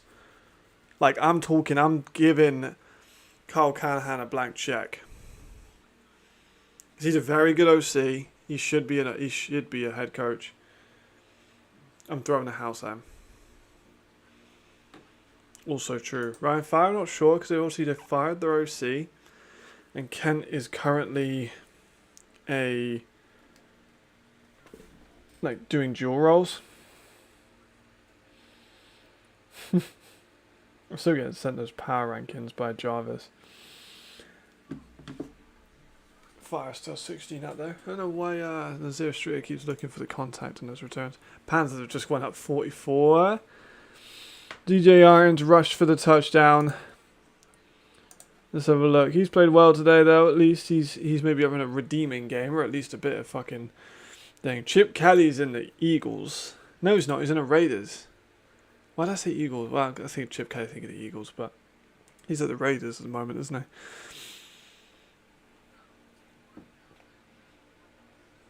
Second 7, giving it to Chrisman again. He's had a solid game. Let's have a look at his numbers real quick. In this game. So he's got 4 rushes for 20 yards, not bad. They just haven't passed the ball with Mac yet. Jeffrey's had a pretty efficient performance. Scott's had a good couple of runs. That's what we want to see. And of course, Amari with the big play. yeah, pretty rudimentary for them so far. Kind of a both of the games I think might be a bit blowout-y, to be honest, but that defensive line for the Fire, Jesus. I think Fire needed this though. With the official news that Jim Tomsula was out, I think they needed like a win. I know that he's been gone for a while, but now you could argue this makes him a bit more like, maybe a bit more stable. Like the team knows that Jim Tomsula's not coming back. I'm just stretching my legs a second. Wow. Yeah, now they know Jim ain't coming back. Might be a bit better for them. Oof, broken up, good play. I hope you had a head coach who's staying for a long time. He's been with the team since '99. So that's a good point. I think he probably will. But like, brings up an interesting question of who is going to replace him when he eventually retires. Like, it'll be hard to find someone that does. It'll probably be one of his disciples, like a coach of his that's studied under him, or played under him. Yeah, Sunday's a bad day. What games we got going on tomorrow? Let's have a look. Let's plan tomorrow's stream. So we got for Hervar versus Berlin, unironically quite fun, and that'll be our first game.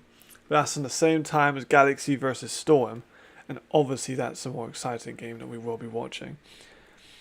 And then Mercenaries versus Ravens. And then we'll finish the night with Bravos versus Raiders, which would be a fun one. McCaffrey should show him get Ed as head coach, or the son of Max as OC. Family rivalry. Oh my god, that'd be so fun. I don't know how reasonably feasible that is, but that would be really fun. I would like to see something like that. That could be really good. Henny, well, he said this is his last year, maybe.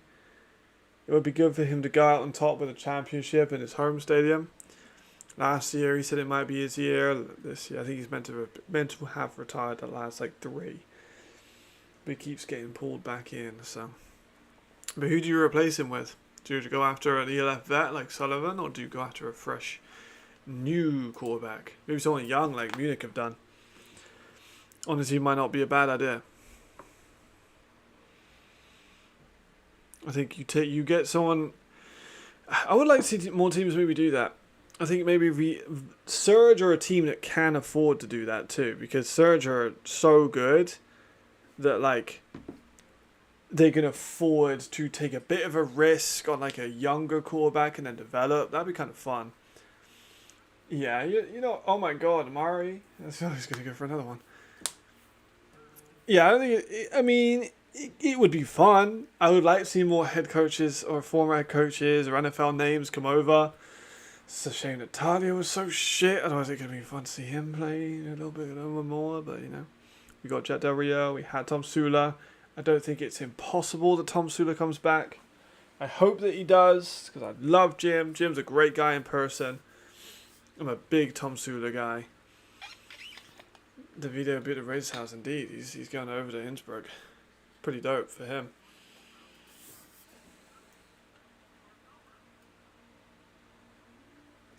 That would be good. Right, here is the pass out to Scott, who slipped and fell, but he managed to get back up and made a good gain out of it. That's quite impressive. And that'll be the end of the first quarter. Not too bad. Ryan and also I have just got it up, confirmed 12-point favourites in this one. Still can't believe Panthers were 25-point favourites and they're up by 43, I believe. Yep. Is Aldous done? Has he been kicking still? I think he's doing quite well. Doesn't actually say the kicks for Aldous. I mean, jeez.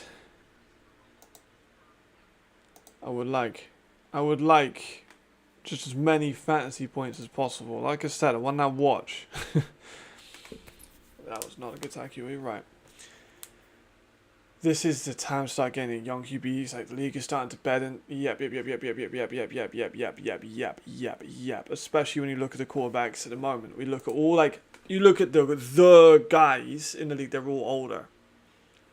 Like, no, I'm not talking about guys who have just come in this year. But you look at Jay, who I think he's just hit 30. You look at Chad Jeffries. He's over 30. Sullivan, I can't remember how old Sullivan is. Let me have a look. I'll go on Sports Metrics. And I'll see real quick how old Sullivan is. Sullivan, 30 as well. So, Serge Riley's hinted at... oh my god, damn, appreciate you anyway. Thank you very much for even suggesting such a thing. Riley's over 30. McKay's younger. He's a guy that I think will stay around. Same with Jalen. Same with Reed Sinnett. He's only like 28. Tabor's young. And then Ben Holmes, I think, is over 30, or getting closer, over 30. So you've got like some main guys. Ben VP is eternal, potentially. We don't know that for facts. But you've got all the big guys that are like older. You've got a few guys, Jalen Henderson, Reed Sinnett, Matthew McKay, who are like in their prime at the moment. And then you've got like just Russell Tabor, who's like the young gun who's actually performing well. So we need a few younger guys coming through to be superstars in the league. Good to see you though, Rodney, as always. Really excited. Well, I don't know why I even said that. Exactly with a league like this, at some point, probably soon you've got to move on from the starting guy, be thankful to them and move on. I think that's what Berlin need to do for the sake of him and for the sake of the team and for the sake of Jacob. It's just not his team at the moment. I think he could perform better at a different one. Storm, Jay, keep, obviously. Riley, if he wants another year, I think he's earned it. Chad, in this game, has been fine so far. He's not been great this season, but he's still a good quarterback. You know, he can win. He hasn't won much. I think he's only won a AFL championship in his European career, but he's still been around the block, so he knows what he's doing. Let me put the scores back on. My bad.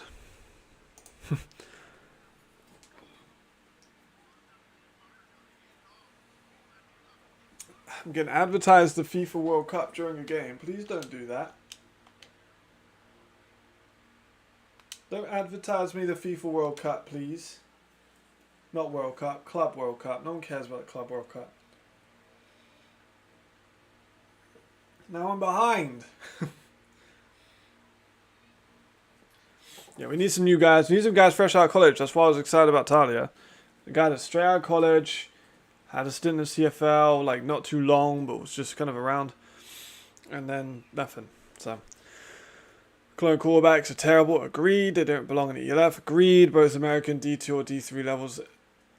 Yeah, I agree completely. I think it sounds a little bit controversial. I think if I'm an ELF team in this modern era, I'm going for a D1 guy, or I'm going for an NFL experienced guy, like someone like Reed Sinnett, because it's just development, like Rodney said. I know Rodney's a big development quarterback guy. I need someone who can read a defense. I need someone that can spend time and be comfortable in a pocket. I need someone who can make reads and make progressions. And D3 guys, D2 guys are not as good as that. That's just true. Probably don't get young QBs because they always make money with the academy. Yeah, that's true. But like, Russell Tabor was a guy that didn't play in college, went to Spain, played well. Still a young guy, but I think he could definitely be someone. Yeah, D2 could work. Jackson Erdman came over with the Vikings, but I just don't think it's... We got Jackson Erdman, and then we got a billion others that didn't work out, you know?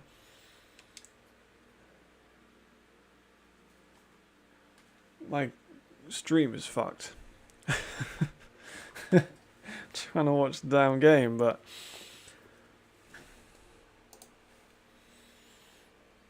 Currently is just showing me a Furniture Village ad, which is always good.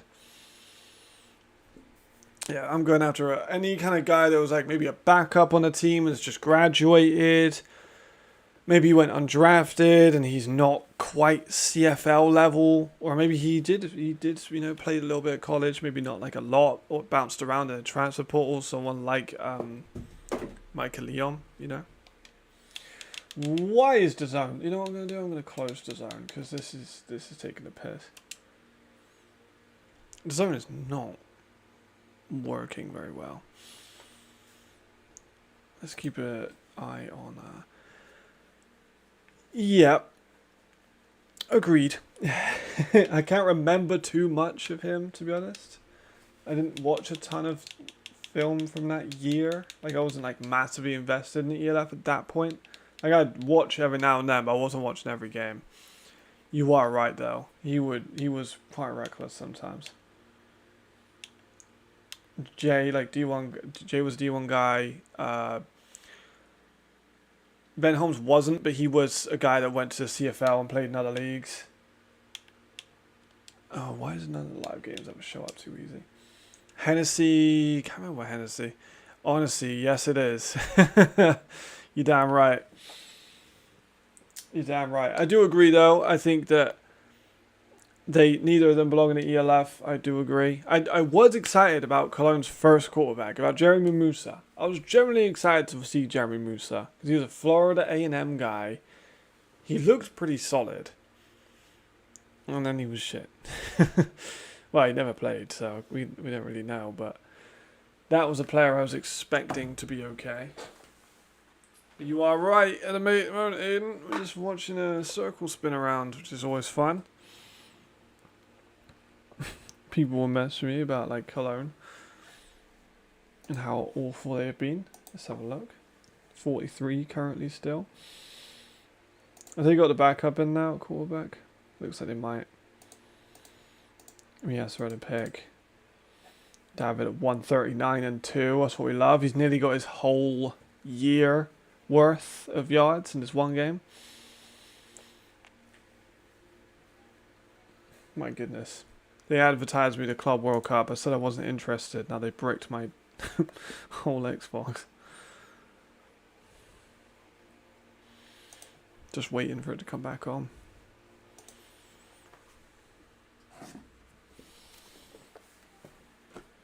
Just waiting. It's legit just a black screen.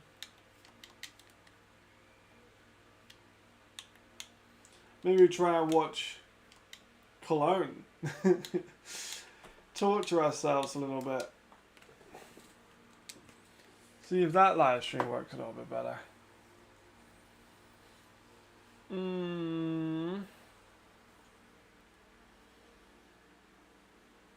Please.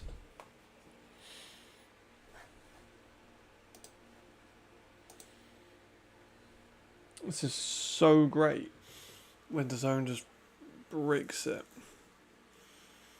There we go. I mean, that's what we want. No, I'm not. That would be quite fun. Get a message from someone to please just get someone to call it. I'm looking at the box scores and play-by-plays. Just so I can keep an eye on these games.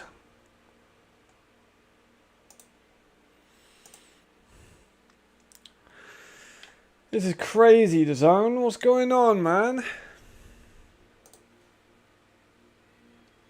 Never had this issue when I was on my laptop.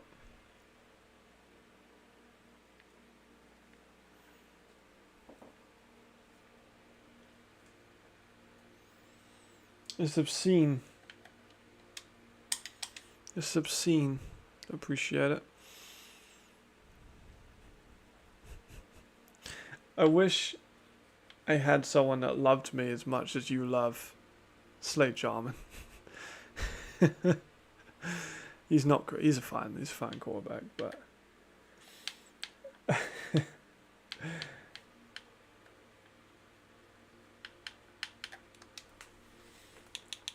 let's go back to E. Let's try and type on this fucking thing. See what we can do. There we are.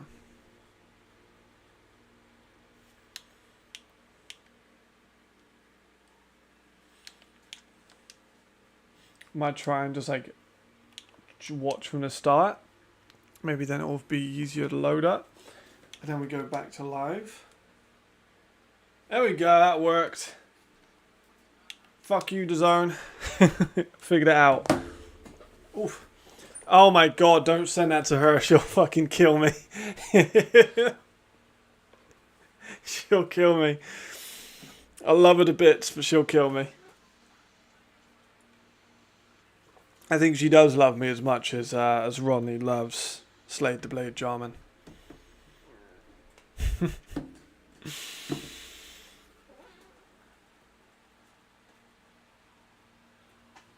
Right, we are back into the game now, not to worry. Sit back, extend my microphone. Here's the booth review for the interception.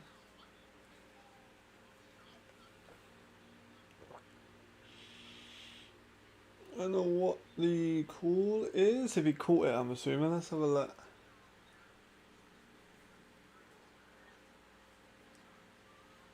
I guess it'd be whether or not he maintained possession of the ball. I don't think he did.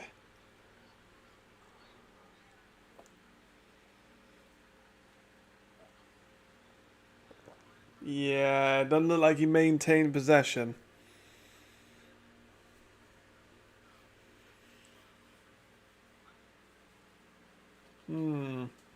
That's a tough call. To be fair, Cologne Centurions need a hell of a lot more than just a quarterback. They need an offensive line, they need better receivers, they need better running, they need better everything. Like, if you put Tom Brady into the Cologne Centurions right now, he's not going to thrive.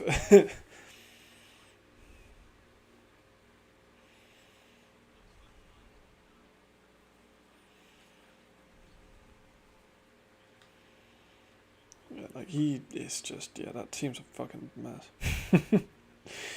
I want Cologne to be good because their fans are so good. They deserve to have a good team. They had a fun team last year. Didn't necessarily get a ton of wins. They got 6, which is good. But they gave it to him. Interesting. They gave it to him. Kind of surprised by that. I'm kind of surprised. It looks like Aiden is too. I'm kind of surprised they gave him that. I'm not opposed to it, but I'm kind of surprised.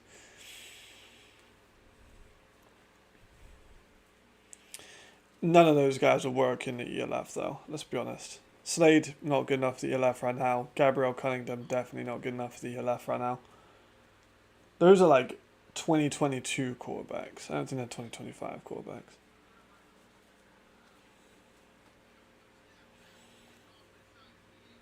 Couple yards out of them. They need to get this run game cooking. They really do. If they want a chance to get back in this. Because with Mac at quarterback, they are more limited on offense. No disrespect to Mac. Yeah, maybe. I don't know. I mean, they gave it. It didn't look like to me he maintained possession. I guess they deemed he had possession before he landed. I don't know. I guess so. I don't know. Not sure.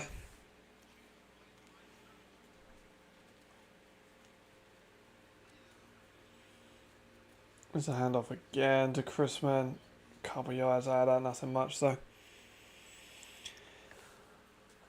I mean, the D tackles on the offensive line. Yep. Agreed. They are bad in most positions. Maybe I have to include the Panthers first. I don't think they've been as bad as other years. They haven't been great, like the referees, granted, but we've definitely had some worse calls. That safety in the championship game, that was definitely the worst call I've ever seen in person. That was insane. How they call that pass, unbelievable. Ooh, Max sacked. Was that Hugo Cagles? Yes, it was. I love Hugo. What a baller. He dropped his mouthpiece. Let's have a look at that. Is that a spin move? No, it just goes right past him. See, that's the difference between elite offensive line and not an elite offensive line. He just got past him. Nice and easy for him. Shout out Hugo Cagles. Close Centurions aren't even 2022. I agree. Go back to I mentioned, he's proven they can play in the ELF. Play well is debatable. Oh, I do agree though. Like those guys shouldn't be playing in the ELF. Like the Cologne Centurions, but like that's the least of their concerns. Like they have concerns at the homegrown unit. They had concerns at every position. So I think you could bring in a quarterback with the ELF experience, and it would be better. But it definitely ain't going to solve all their issues. You can't stats for fire in this game because Hamburg is looking like Cologne today. They're looking a little bit better than Cologne. They got a run game at least. Talia, he was awful in his first game and medium in his second, and then he left. I don't think he was cut. I think he left, but still. I'm sure the team would have liked to have more of them.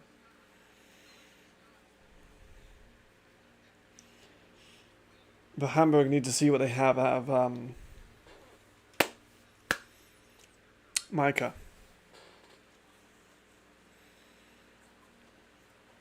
Because Micah still only played like 3 quarters of football in week 5. We'll admit, although Hamburg have definitely made some decisions at quarterback that a lot of people in this chat definitely don't agree with, they have been quite unlucky with injuries this season.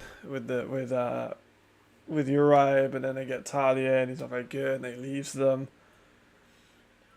Chad Jeffries a shot downfield. Nicely done. It's caught by Haaland, who's still going for a nice gain. No idea. I don't want to speculate on that too much. I'm sure you understand, but I don't know. Whatever it is, like Hamburg just need to find a bit of consistency.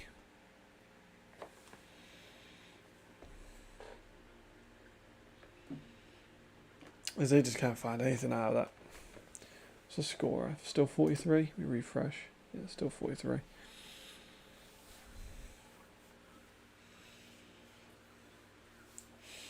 Hamburg are marching. No, Ryan are marching down the field. They're going to start running the ball a little bit now, I think.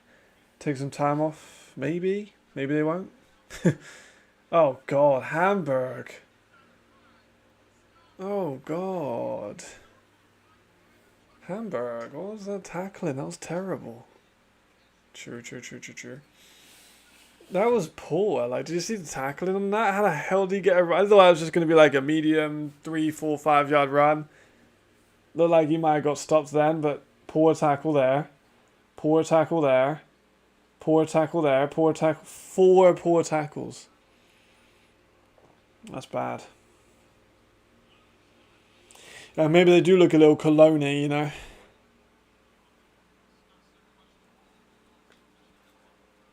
Jordan Bua notably on the sidelines. No Jordan Bua. Jesus Christ, though. This is something.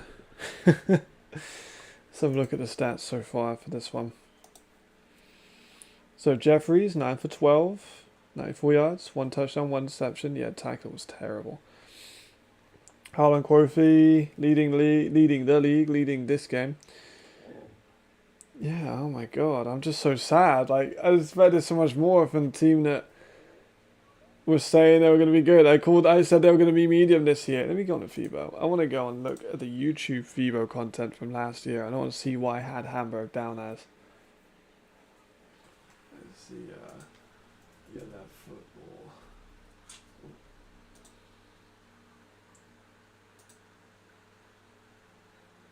So it'll be on live. I have to scroll down quite far.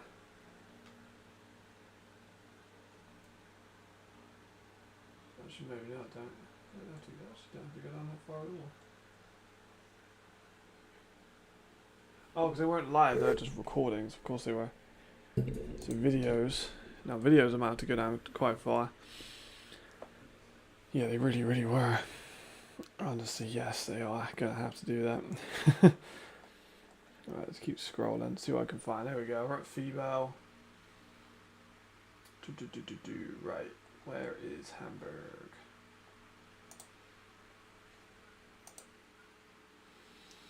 Also, FIBO was so fun, by the way. So fun. Okay, let's go to...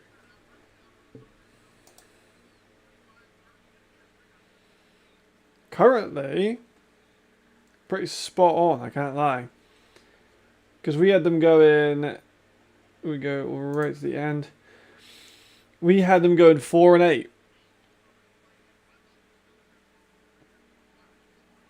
Not bad. Not bad. Like, they lost against Madrid, which was correct. They beat Prague, which is correct. They lost the Surge, which is correct. They beat Berlin, which is correct. And they lost to Rhine, which is correct. We got them beat in Prague, which was Nick's one. And then I had them lose, because we did 50-50. Nick did the first 6, I did the last 6. So Nick had them going 3-3, which currently he's pretty spot on about, pending the last game against Prague. And I had them losing all of them but the last against Berlin, which I think, honestly, looks pretty spot on. Also, handsome guy right there. Ricardo said I had a shit haircut for that. What about when I have Rhine? That's a good question. When I have Rhine. Where are they? This is lives. Why am I not online? No, I'm not. First down again for them. Let's go to Ryan's one. We had them going. We had Ryan going 9-3 to be fair. We had them losing the first 2 and then picking up a good win streak. We got Paris the wrong way round. So we had Paris winning the first one, Ryan taking the second, but it was the other way around. We got them beating Vienna. That's aged poorly on Nick's part. I got them beating Storm. I don't think they're going to beat Storm. Crazy. Yeah, tough.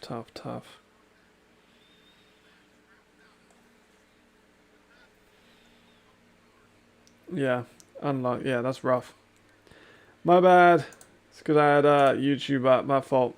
It's because I had YouTube up. It should be better now. I tried to look at YouTube and it was a mistake.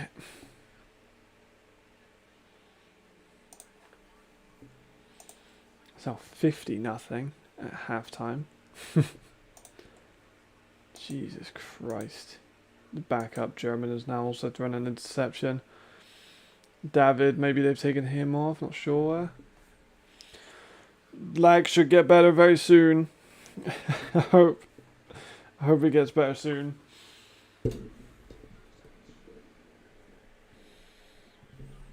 Should be fine.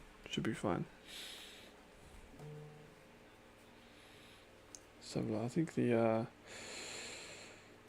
Bravos versus Raiders game is one I'm very, very interested in. I actually haven't watched a ton of tape on them yet. Sorry if I just touched my mic and it made a horrible noise. I haven't watched a ton of tape on them yet. I'll watch them tomorrow morning. It's been so distracted by trying to make this Monarchs thing, and then that one wasn't going 100%. I got a lot of stuff I need to do.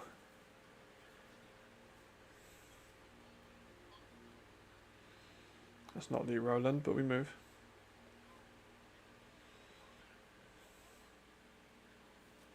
That's Bob. Yeah, I think I need to watch a bit. I've heard he's very good though. From people that have watched him, they say he's very good. I mean, I don't really know how they gave up 15, but yes, David is over 100. He got nearly 100 on one carry, but he's also doubled his season totals of just this game. Because David was not having a very good year until this game. And now he's got 139 yards and 2 touchdowns. Which is good for him. Very, very good for him. Glad to see him performing well. Things you love to see is David Brzozowski doing well. I do not know, though, how Frankfurt gave up possessions to...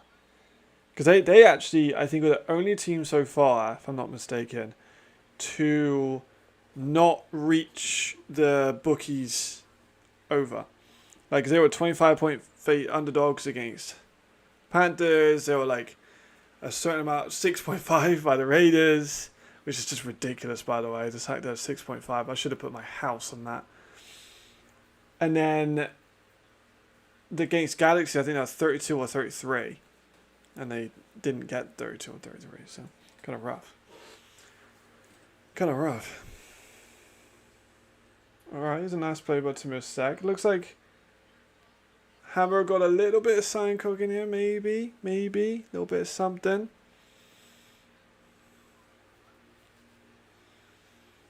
Love to see it, honestly, because they've been kind of poor. Yes, they definitely needed something to improve the interior line, because they needed to get better on defense. I think they knew that.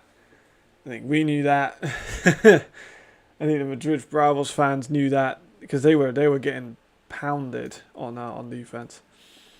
So that's definitely needed, I agree. Here is another handoff. Hart and Canito slung out of bounds for a loss. That'll probably take us to the 2-minute warning. Which it will. There we go. 2-minute warning in this game. They're up by 23. These games, Saturday ones not being as good. Like I said, tomorrow's ones are a bit better.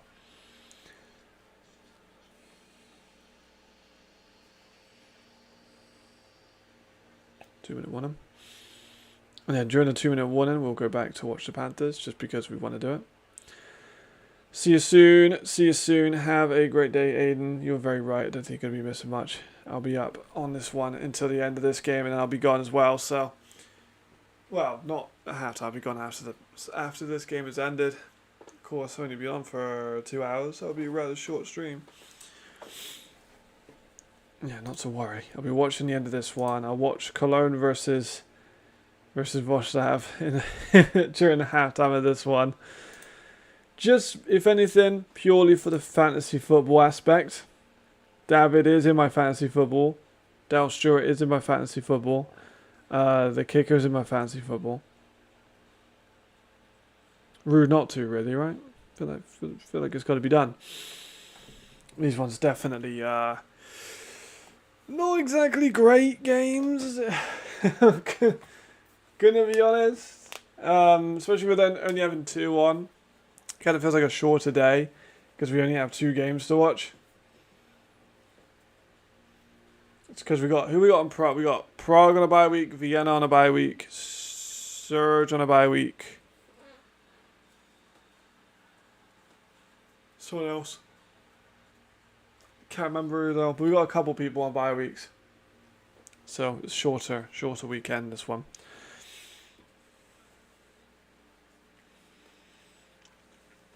Alright, 2-minute warning. Hamburg, if they want to try and get something back, I think they can with this drive if they're lucky. There's a run by Chris Makaya up the middle for another 10 or 12 yards. Nicely done. He's being such a baller. Oof. I mean, that's a big win. I think I think it's going to be a big one. I do think it's going to be a tough one. Bit of an offensive shootout. I can see Storm winning because of just the depth they have.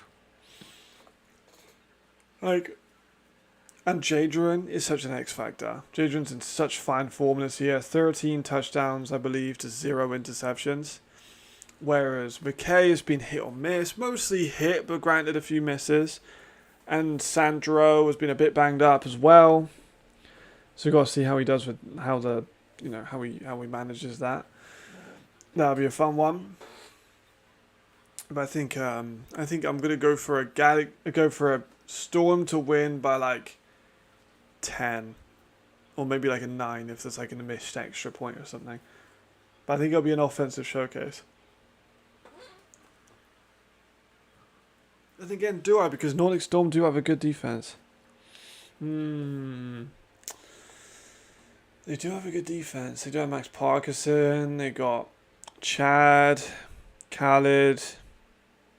I mean, there is quite a lot of guys on that defense that are pretty spectacular. Okay, maybe I'm leaning towards maybe a bigger win. I don't think it'd be 38-24. I think that may be a bit too much. Maybe like a 30-27 to like 12. Maybe. That's a tough one though, because it could go either way. It is quite a close game. Speaking of, let me look at the odds. I know I talk about odds a lot. I don't want to endorse betting. Bet whatever you want. But they are... Storm are favoured by 2 points. They are the slight favourites. Oh my gosh. Look at the live odds for the Panthers. Minus 60. And you'll get a bit of a profit. That's wild. It's absolutely insane. What have they become? Cologne Centurions. Just the worst team I've ever seen in the ELF. They are awful.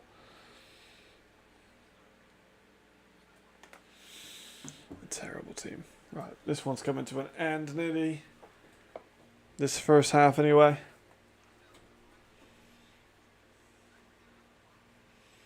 So we got 2nd and 12. Mac's going to throw to the outside. That's incomplete. 3rd down now. Ooh. Oh yeah, I forgot about the rematch. I think it depends. If Fire get their act together. Fucking hell. If Fire get their act together. It's alright, there's fucking Panthers talk versus Cologne's maybe tired. And they can actually start performing on offense, I think it'll be close. But they didn't in the last game. And they've been better in this one. But bear in mind, they've also had a special team score. So it's not all of their numbers. Like, they've had moments, but also Hamburg have been shit. There's a shot, which is picked by Tony Anderson. Poor throw. Easy pick. I said he was good, gentlemen. I called him an all-star level corner EU. Luxury item. He gets 2 picks.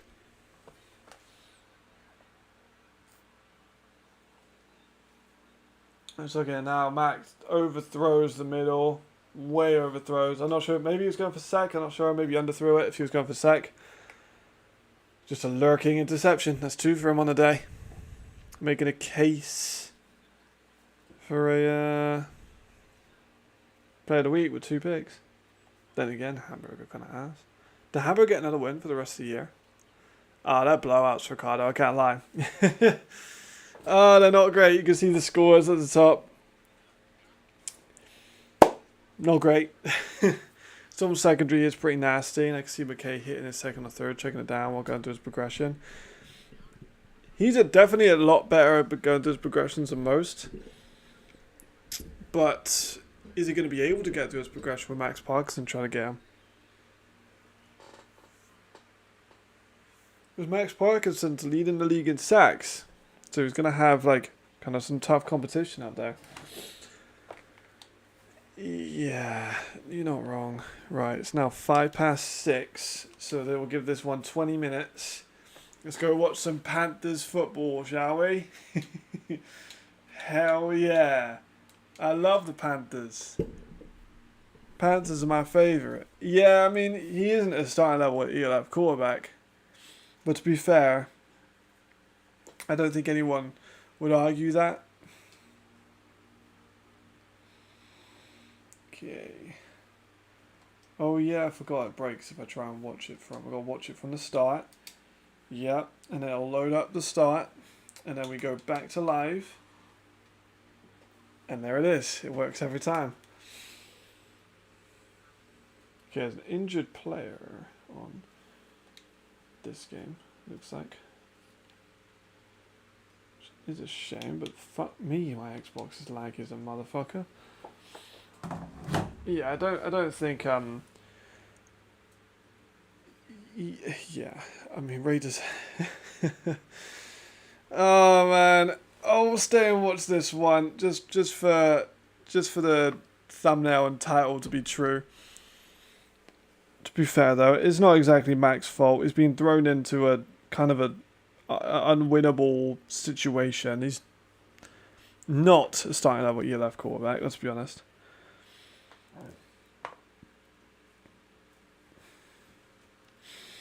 Now he's got to play against like a really damn tough team. It's always going to be a difficult conundrum, isn't it? Homegrown quarterback, probably not going to work unless we get someone who is kind of a generational talent or a college guy. I don't think there's going to be a guy that comes through into the ELF that isn't a college guy, especially if they're giving him a homegrown guy.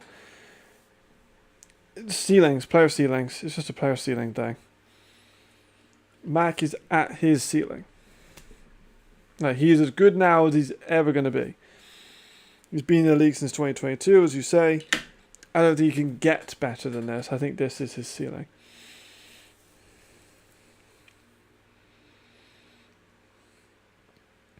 Not sure what's going on with this one. Looks to be quite a bad injury.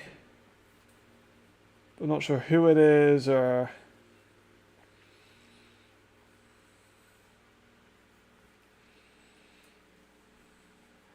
Can't tell.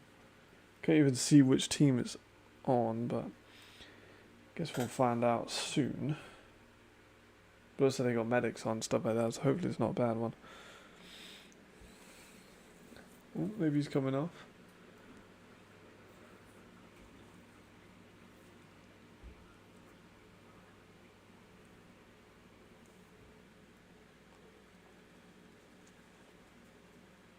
Nothing yet. Still no sign.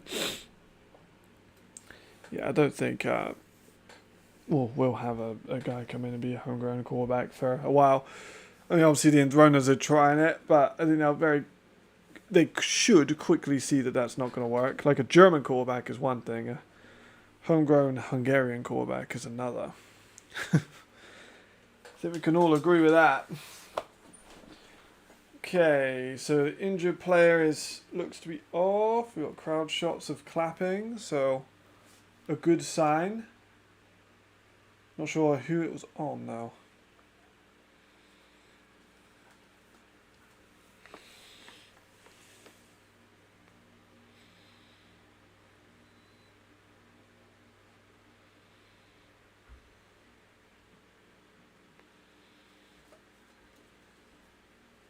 There we go. Right, we're resuming. We are resuming. To be fair, he's done a decent amount for homegrown quarterback. Agreed. Starting the playoff game. At one, they had doubts between him and Salou Cisse, although he mostly handed it off to Tonga. He did mostly hand it off to Tonga. I think Mac is a better quarterback than Salou Cisse. Salou Cisse is a better athlete, but Mac is definitely the better quarterback.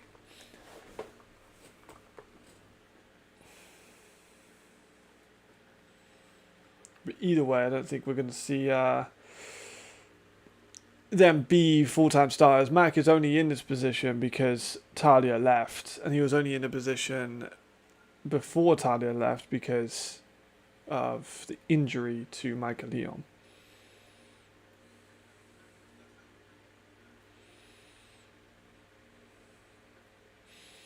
Right, Lisa Clark's running again. That's what I think really do. What points of experience kicking and Maurice Mack takes that leap? I don't think he does. Seriously, he's played at start games that coach at some point needs to. I don't think he does. Like, it's just like the players have ceilings. Every single player in the world has a ceiling. There's a floor, there's a ceiling. In every single player. This is just true. Like, a player can exceed expectations, but he has a ceiling. And Mac's ceiling is currently this. Like, I don't think he could be better than this. I think you could put him in front of a better offensive line. He'd have a better chance. But let me have a look. See how old he is. I think he's in his later 20s.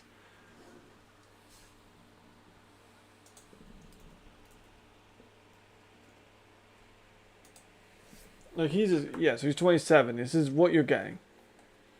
Like, this is what you're getting. He's never going to be accurate. He's not ever had above 60% completion. Career-wise, 16 touchdowns to 14 interceptions. Like, I think we know what he is. Like, he's not going to be an all-star, is he? He's not going to be starting the LF caliber. But again, he's not expected to be. Like, he's only in this position because he needs to be. God, Kelowna just fucking awful.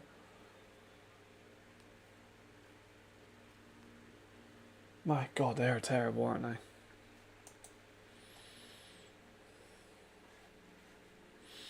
I mean, I don't think they need a coach. I think that what they need is like they need to get an American guy that's not injured and isn't going to leave the team.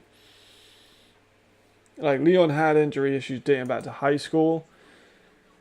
So unfortunately, he's not been able to do that. Yeah, he is. He's a better quarterback than he is.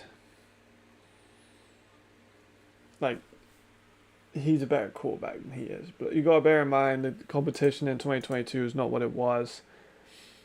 And Sato had a much better team, but he is better. Like, as a pure quarterback, you look at Cesar in the IFL at the moment, he's not playing well. And the numbers are actually rather comparable. Bear in mind, like, during their championship run, he had 9 passing touchdowns. 9. Like, objectively, as an athlete, Cesar all the way. No question. As a quarterback, it's Mac.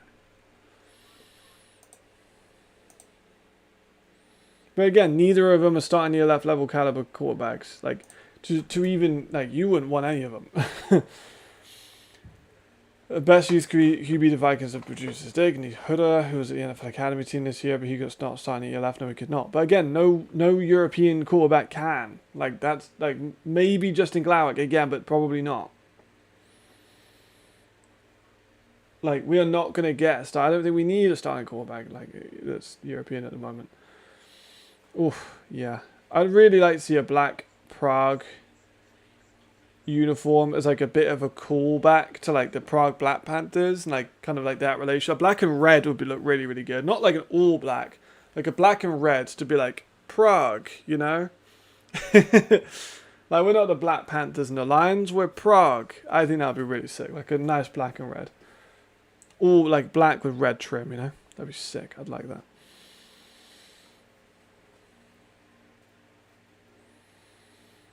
Keep this clock moving, Panthers.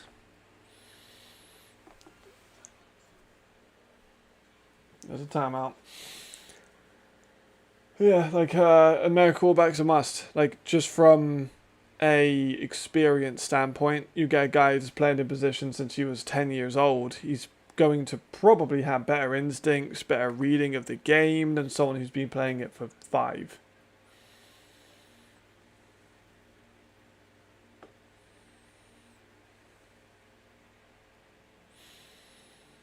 That's kind of just the way it usually goes, you know.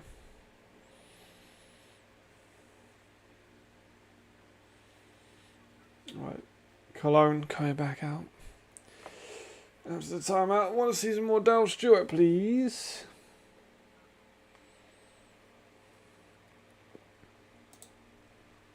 I wouldn't rule it out. I mean, I don't know, honestly, but I wouldn't rule it out. I think it'd be cool. I'd like to see it. Because there is some Black Panther players in Prague this year. There's Jazz again. I like the fact they're using Jazz. Cisse being a better athlete is not part of it. Debatable. Max not being a... No, Cisse ain't coming back. No, you're right. Cisse isn't good enough to come back. Now, Cisse could be a backup quarterback, but like... You know, does he want to be? I don't know. Yeah, there you go. So, like, these quarterbacks that grow up playing the game, they play it in middle school, they play it in high school, then they're good enough to go to college. That guy that has got all that experience, all that coaching, all that drilling, all those reps is going to be better than a European that picked up a football at 15 and has just been playing club football for the last 6 years, you know? No trades have ever happened in the ELF, so that would be kind of mental.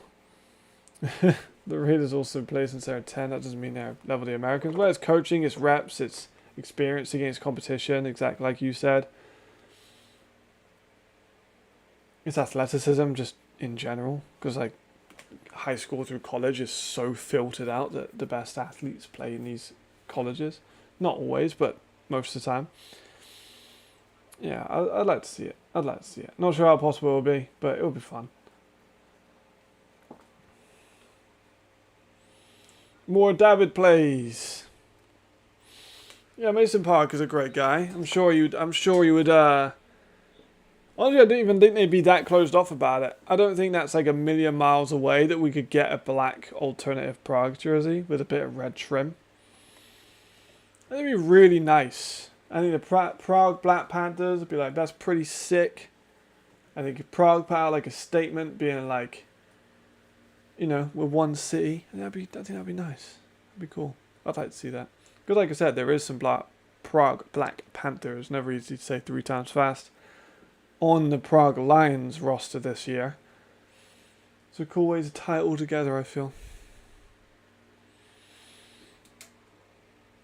Oh my god. Sorry, someone just put a very funny comment on the thing. You suck at your hobby. Oh my god, I got a burner account hating on me. I love that. You're good at your job, you know that. Oh my god, I love it. It's not. I love it when I get like these kind of hate comments. They're so funny to me. I want to reply with like a gif of some sort, but I don't know which one. So I put biggest bust in European history about Talia. So I put, you suck at your hobby, you don't know ball, which is wrong, by the way. You talk at your ass, sometimes, I'll give him that. He was only there for 2 or 3 games minimum. Well, so you don't know how many games he was there for. That's kind of rough. I'm going to job correct that one. I do. No ball. It's worrying you talk like this when you don't know how many games he actually played.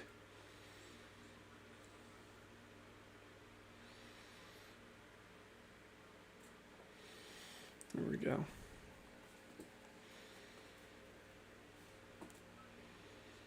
I'm just going to put I love you burner account, man.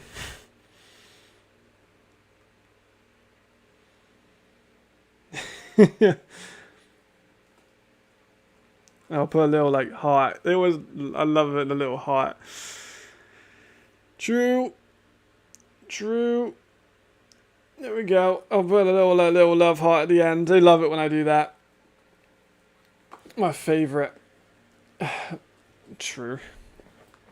Oh, I missed that last one about Michael Leon. Let me go back real quick on the YouTube. Bear with, I will respond to that now. Hold on. Give me 2 seconds. There we go. I really wanted Michael Leon to make it through the ELF. Me too. Really hope he would. Tired of him without getting injured. Yeah, injury concerns were a big thing from him in high school. I think he hurt his pec, if I'm remembering that correctly. So we knew he kind of had injury issues. I don't know of his injury issues now, though. I don't know what he's wrong with him. He's been out for a while, so I really don't know. True, I shouldn't need his numbers to make a point. The film was enough, honestly. That's a crazy thing, is people will look at numbers and they'll go, well, I still disagree. And then they'll go, well, look at the tape. And they'll go, no. Okay, then how am I going to change your mind if you're going to refuse to watch tape? And then apparently I'm not good at my hobbies. Oh well, I'm sure they'll be all right.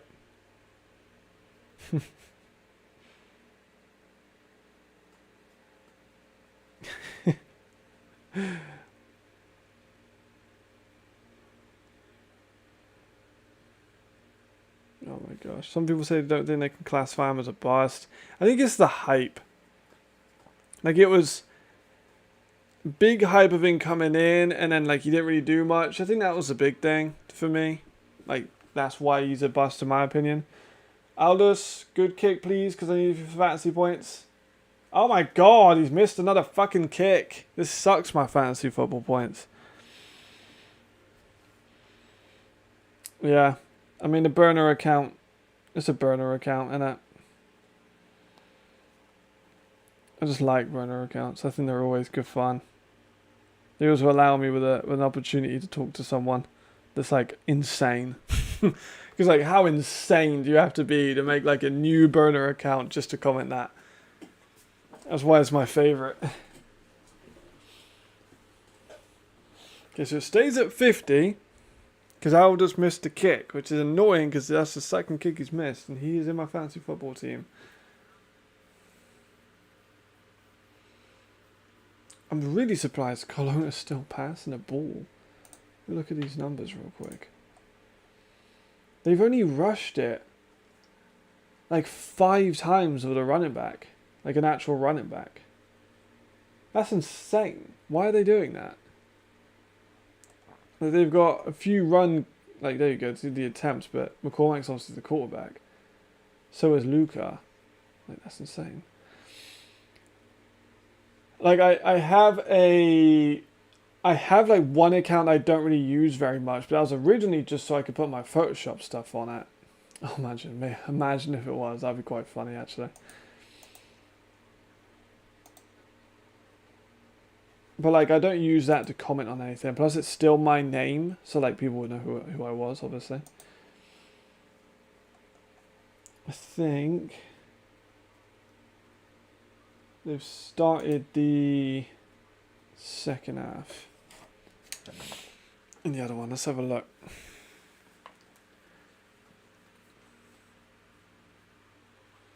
Yeah, let's have a go. See what they got. See what Hamburg can cook up in the second half.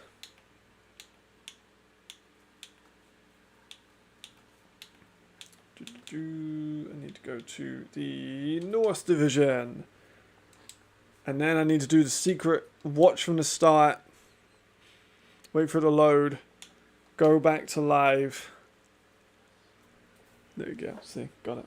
Who sucks at their job now, burner account? I figured out how to get Zone to work. Right, 23-0. Timeout Sea Devils at the moment. Already third quarter timeout. Not really a great start, I can't lie.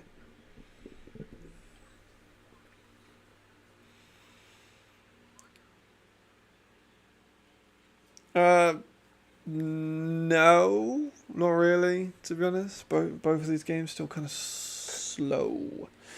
Still 50-0 in Wolfsburg versus Cologne, and 23-0 in this one, so neither of them particularly close. Many apologies that you didn't have to rush back there. I do appreciate it, but yeah, this one's been a slow burn. All of them have. I'm hoping we just see Hamburg maybe relax, try and go back to the run game that works. Max, not an elite quarterback, and they just need to run the ball, I think, if they want to score anything. So if it's 3rd and 8, they're probably going to have to pass it, which they do. Matt going for the underneath to Sincere, who is absolutely fucking blasted. Cyber with a big hit. He looks bigger, to be fair.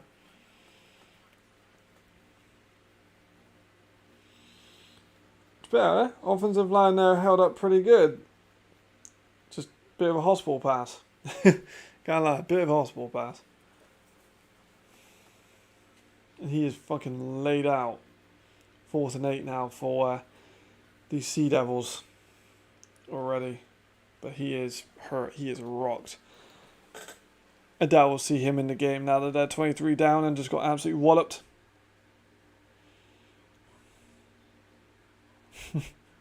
Me and Galaxy agreed on finally on the first thing.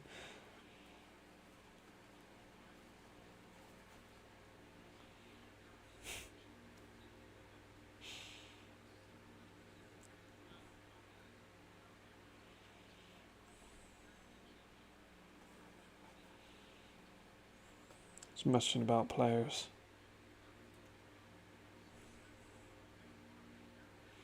There we go. There we go. Right. Mac again. We're going to pass on 4th and 8. Is that picked off again? It was definitely incomplete. Oh, damn. Okay, Darian Robinson came out with that. That's kind of mad. I mean, bright spark, potentially. It's a good throw. Good catch. Kind of a dime, actually. Kind of snuck that in. Did not think he was going to get that. It's kind of mad, actually. Slide that in really, really well. Hamburg moving up. They're inside the 30 now. Let's see if they can continue this level of momentum. There we go. Back to the run with Chris Micaiah. Nicely done. He goes for about 6 or 7. Nicely done. Got no problem with that. I think they need to keep running him as much as he'll go with them. John Levy Cruz, underrated tight end. Just not a statistical tight end, but he's very good in terms of his blocking output.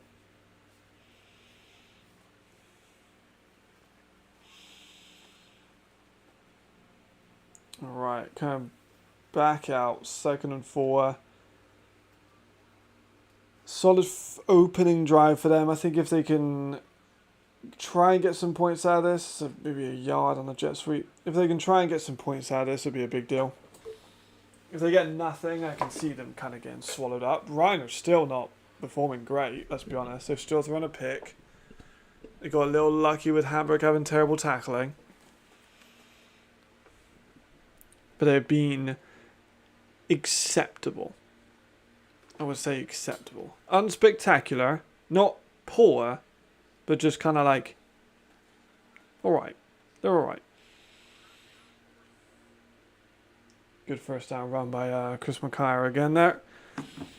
He's kind of carrying him a little bit, I can't lie.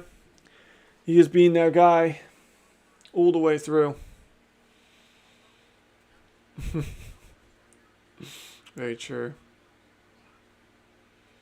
Yeah, it's because I don't think they didn't know about Talia before.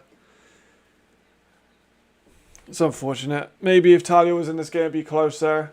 Maybe, I don't think so. Maybe it'll be closer. It'd be closer. I don't think they'd be winning, but it would be perhaps a little bit more tight. Well, I think Hamburg are putting together a solid drive so far still.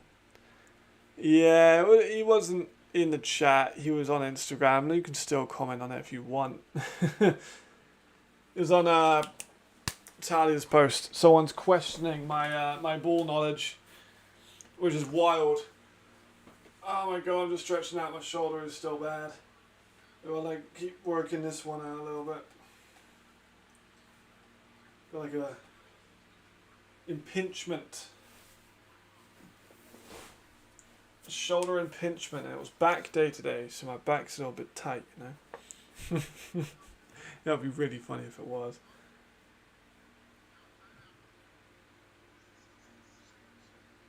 Timeout Cedo. Is that the second timeout? That's her second timeout in the first drive of the third quarter. That's wild.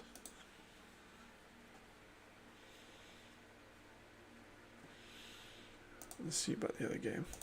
Panthers still up by 50? Yeah. David with a solid game, 146. He's now, I think, 1 yard away from doubling his season total. Good for him. Cologne are Cologne, so they've not done anything.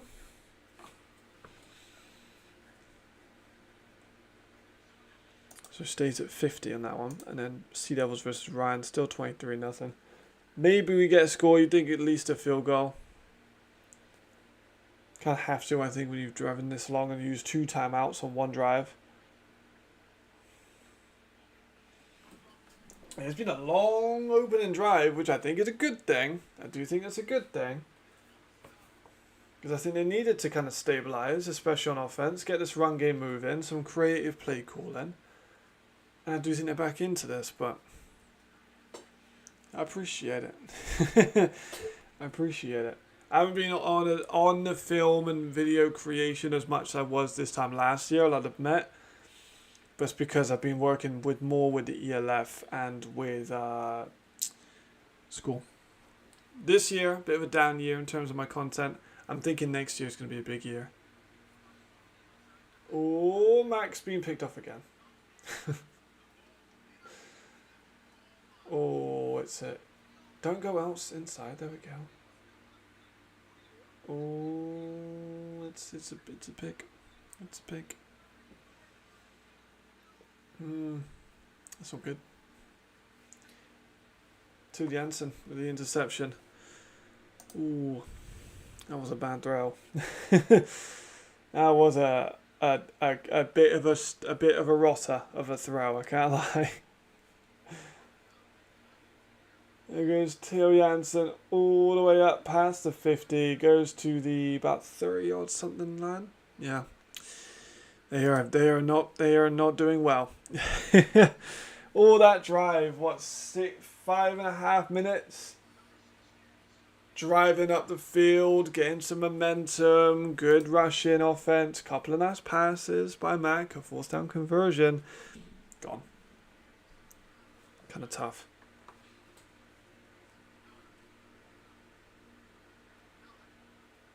It's a handoff to Sergi. Nothing there. This season runs Hamburg. That's all we want to see. I think this game they can just control, get over with. Been a blowout, so this is not Cologne. Oh my god, Cologne got a field goal? Holy shit, Cologne got a field goal. Oh my god. Cologne have got 3 points. I'm going to refresh, hopefully it comes up on the ticker. Cologne have got 3 points. Oh my god. They scored. At least they scored. I remember last week, apparently someone was on when we were doing live, and I was saying about them against Galaxy. I said about them being a terrible team, and someone's like, "Oh, what makes you an expert?" Like maybe they just became a better, like maybe they just got better as the week went on.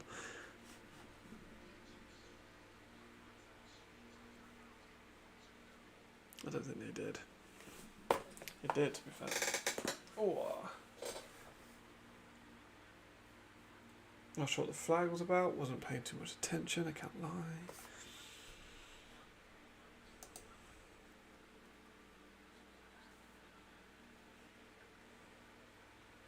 Second and 15. I think they're going to be fine, to be fair. This is a chance just to warm up some of the offense, I think. Patrick Posch! To be fair, it's pretty impressive that Pele actually took him on. Patrick Posch is a big boy. Got himself a couple yards though. Good for him. Fullbacks. We love a fullback. Fucking bull. I ain't taking that fucking man on. They're in 11. 8 minutes left of the third.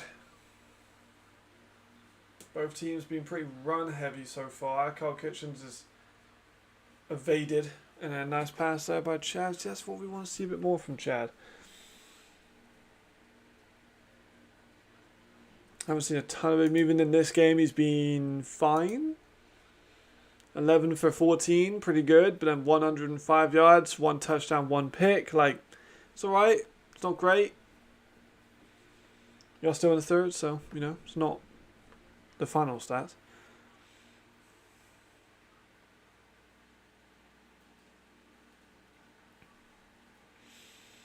Fourth and 4, they're going to go for this, which is a ballsy call. Yeah, honestly. Oh, incomplete but flags. Yeah, I can't. I think we get like we've been not told like exclusively, but like, oh my gosh. My hater replied again. You played in 2 games because I said I was a bit worried that you couldn't tell me how many games you played in. You played 2 games. Berlin, Stuttgart, went 1-on-1. How's that the biggest bust? Again, talking about your ass for likes. I don't give a fuck about likes.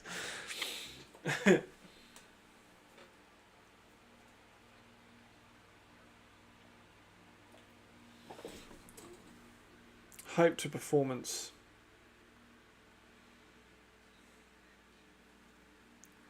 just going to put hype to performance ratio, my good friend.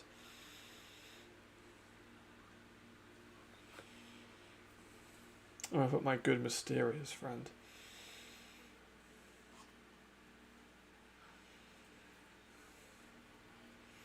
I might try and get Galaxy involved.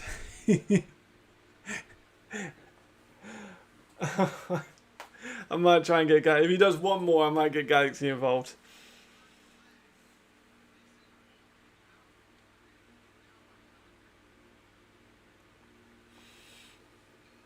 If he says something about it again, I'll be like, hey, Galaxy, why, you know, just talk to me on your real account. If you... Is the left going to have another international game like they did last year in Croatia? I have no idea.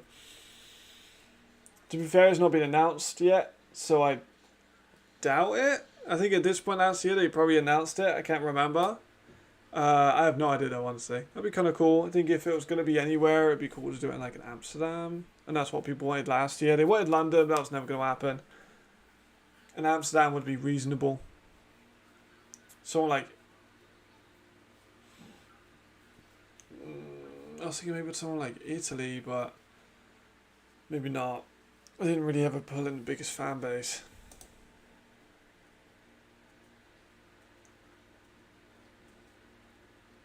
I think the Croatian game was more of like a love letter, really, wasn't it? Because obviously CEO's from Croatia. I think he's wanting to have an American football. I think he wanted to have his league in his country, which I completely understand. If you've got the fucking finances to do it, then go for it.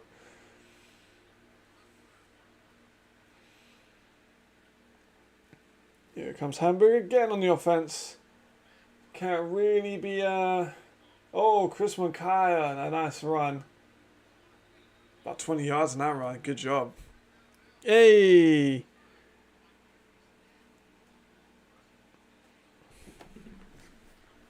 He replied again. I get to bring in the Galaxy.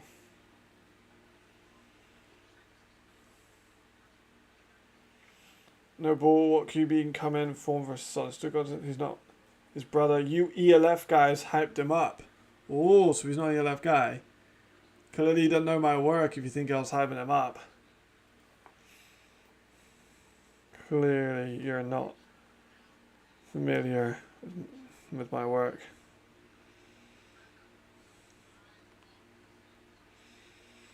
I'm going to get the Galaxy.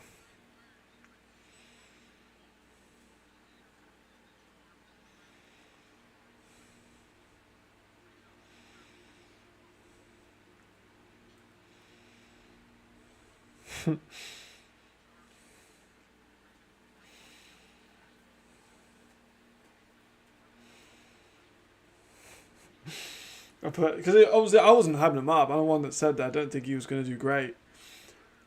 Clearly not familiar with my work, and I put Frankfurt Galaxy. You sending people like this to me now? Oh, I can't wait. Yeah, it's on Instagram. You don't need to like comment back. I got him. Mac with an outside throws. Maybe back to the sticks. Yeah, I got him. No problem. If you're a faceless Instagram account, you've lost the war. Flat out. You are a faceless Instagram account. You've lost it. 3rd and 12 by... To be fair, this third quarter, currently, both teams have been pretty run heavy. Silver lining is there's been a quicker third quarter. Don't mean to be ungrateful, but like these games do be blowouts. Let's see with another run for a couple. He's going to get back to the sticks maybe that time. Let's go and have a look. Oh, Panthers are up by 57-3. Who scored? It wasn't, maybe, was it a punt return? Have a look, play by play. Let's go down to the last one.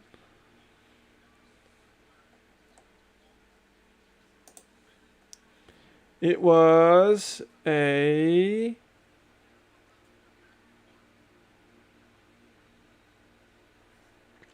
something, there we go. It was, I don't know. No idea. Says there's a score, but doesn't actually show us what the score was so far. Not sure, but don't really matter too much. Yeah, I mean, shit. To be fair. Oh, I am desperate for likes, to be fair. It's a good point, Marcus. I do need all of them. Otherwise, like, my self-esteem, it won't exist. Like, I need likes on Instagram comments. That's what I need. The love of my girlfriend, my family, and the people that support me most, including everyone here. Just give me a few likes on Instagram. I think that's why I like a little bit, just a little bit more, you know.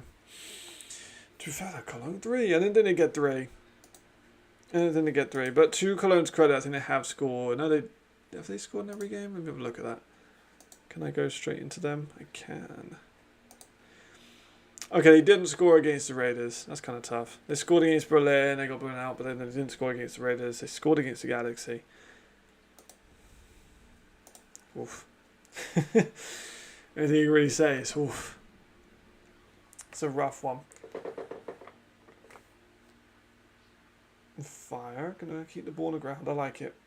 I like a good run game, you know. I want to see more of that with Ryan. They haven't been kind of showing it off that much in the last couple of weeks. I think that's the biggest difference with Ryan's offense from last year. It's just like, now SH, you understand where it's coming from now. Oh, see, I'm definitely not familiar with your work. There we go. See, then why are you commenting? There we go. See, I'm definitely not familiar with the work. There we go. So clearly he doesn't know how hungry I am. I never lined up in front of someone. That's not technically true. I played with some ELF guys. Never talks, never caught on anyone. I don't understand what that means. Hell, probably never ran a gasser. So that means he's American because we don't call them gassers. Ooh, catching him out now. Ooh, I've got him.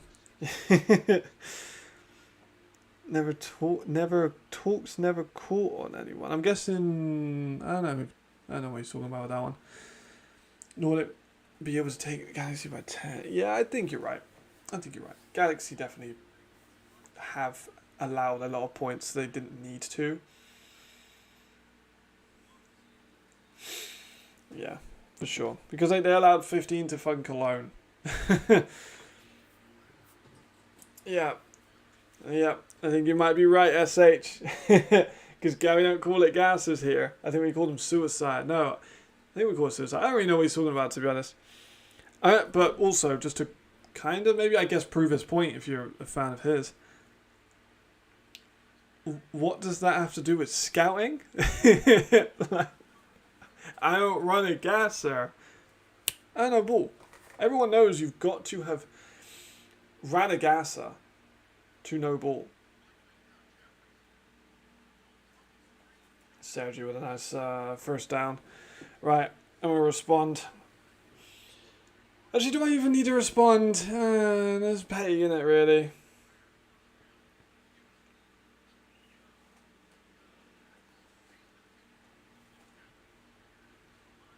I'm just going to put lots of credibility with that one, my guy.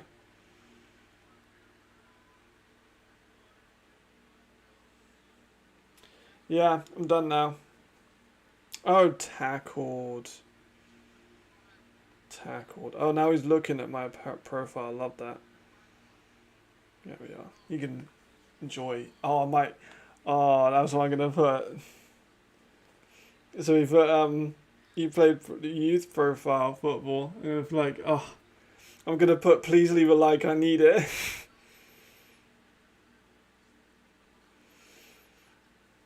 With begging emoji.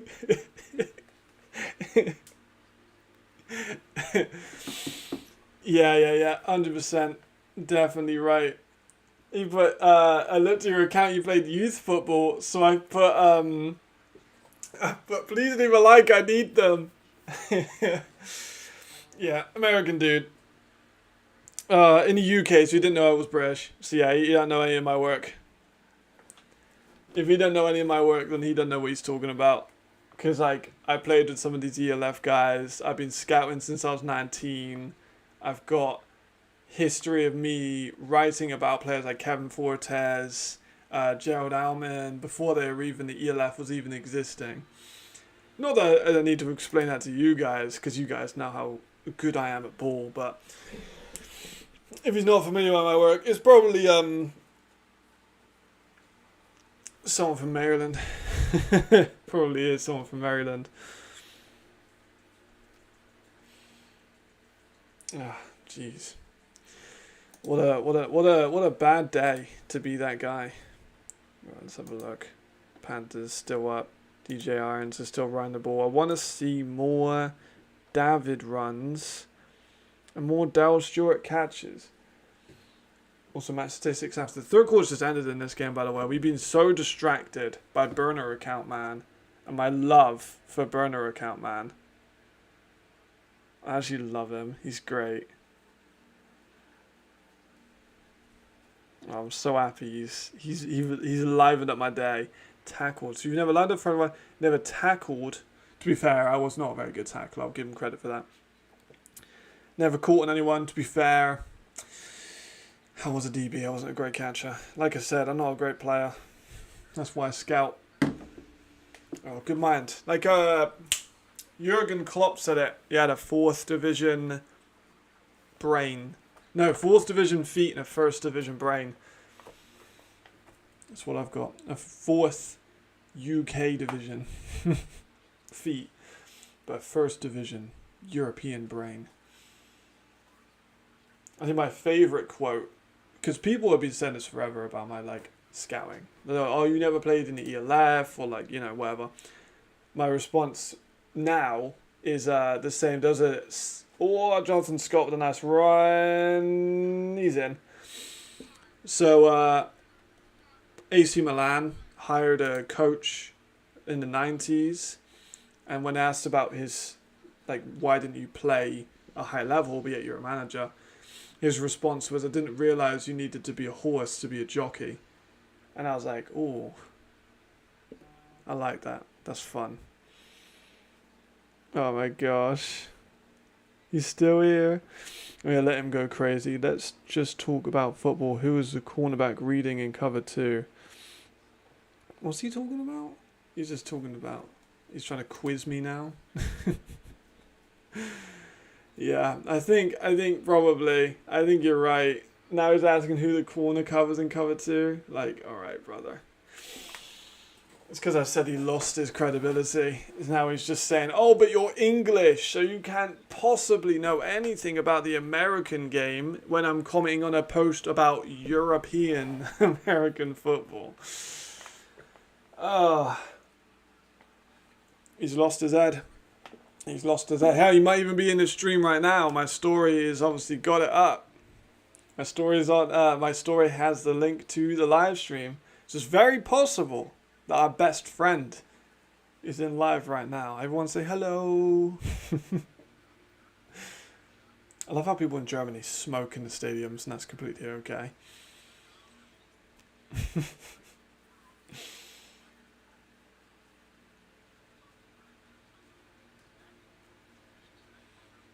Yeah, I think you're right, though. You're spot on, Jesse. Ah, well. I've called the Galaxy for my aid. At least I've got someone that's giving me likes. And the views of my stories as well.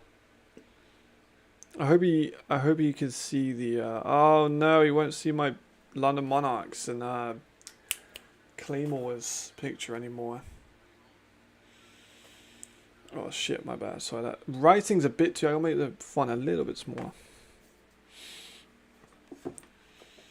Why are people so tight? Americans played my whole life, just finished 4th year of college. So many people who played for a while don't know anything about ball. I don't know why people get mad at this stuff. Agreed. And some of the... I don't mean to be rude to pundits in any sport, but some of the pundits and like former players, some of them have terrible takes. I've talked to ELF guys that have the worst takes. I mean, some of them... you've seen me talk to, and I've had terrible takes. it ain't always the way, you know. You have to play to be a great player. And often it comes with allegiances. Like a player played with someone and they want to back their boy, which I understand, but not always the correct thing. Yeah, well, there's jokes aside, I'm fixing to yell at the coach. Yes, oh my gosh. I think it gives me a rather unique look at the game. And I think all the American coaches, players, but not necessarily players, they do definitely appreciate my work. But like the Jim Tom Sula and Coach Callahay and Kendall Ellison, all these guys I've talked to have been like they appreciate my footballing mind. But I think that came from being on the bench. Like I've said before, like I was able to see why I was on the bench. I was never a very good player. I've never lied about that. I was ass. But that gave me a unique perspective, which I like. Yeah, it's a good quote. Did not realize you needed to be a horse to be a jockey. That's very good. You can definitely tell I'm from Bristol when I say horse.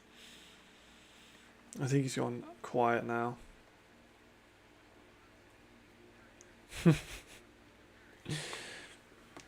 Yeah, some people were liking my comments, which I'm really happy about.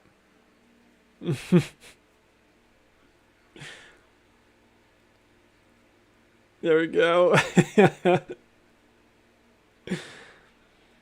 Oh my god. I love him. See, now I can definitely tell you, he's an older American. I say older, but like he's got 85 in his thing. Yeah, you did. You said he saw my work, which I appreciate. A lot of players will see it. Obviously, if I make a video about them specifically, they're almost guaranteed to see it because it's a small world, you know. Someone makes a video on you, you're probably going to see it in this instance.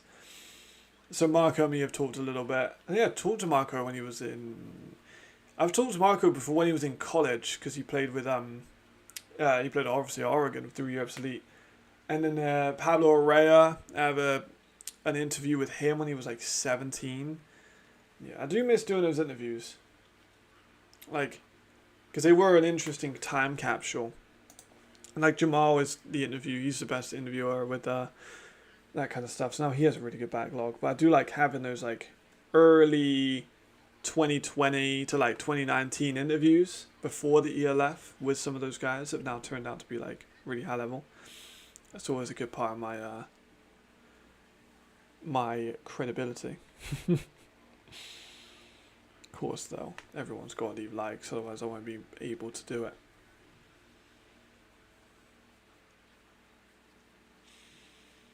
Yeah.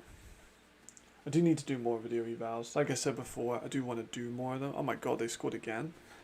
Well, they may score. Oh my god, they're in... Go on. Go on. Oh my god, this guy's losing his head. He's going out to Cadell King now. Oh my god, I'm crying. Oh my god. So Cadell King just put like laughing emojis at the burner account. And the burner account's supposed to fuck you laughing at, dick. Oh my god, that's so funny. He's lost his head. Oh, I actually love. He's made this. I barely even watched the game because this has been so funny. Oh my goodness. Yeah, the thing is, that's the problem. I've definitely cursed a few people with videos, like guys who maybe I said were going to be really. So, but hold on, I was watching my So I looked at my Nicholas Huzar video because I got the wheel spin. I was like, oh, let me just go look and see what I said about him back then and see if it translates to now, which it does. And I said about Johannes Schultz, the Vienna running back / wide receiver, and I went on a big tirade at the end. I was like, I think he's going to play running back. I think he's going to play a lot of running back for Vienna in 2025. Spot fucking on. I was really happy with that. I was literally listening to it and I was like, oh, that's such a good call. And I really hope, like, that's why I want to make more of these. I can give my opinions on like shorter videos. I give my opinion all the fucking time on stuff like this. Want a shorter video which I can go back to and watch. It's obviously a lot easier, isn't it? So Let's see if Collins scored yet. They're on a Panthers 27-yard line. They might get another field goal. Maybe. Alright, Hamburg Sea Devils versus Rhine Fire. Still 30-0 in this one. Chad with... Oh my god, Mac is 1 for 10. Oh. Is he really 1 for 10? I saw that good pass to Taron Robinson. I guess that is the only one, isn't it? Jeez, that's not good. That's a poor performance. But, I mean, at least their running backs, well. Chris Mackay has played well. Apart from that, that's brutal. If you had Ryan Fire's defense, though, in fantasy football, probably doing pretty good.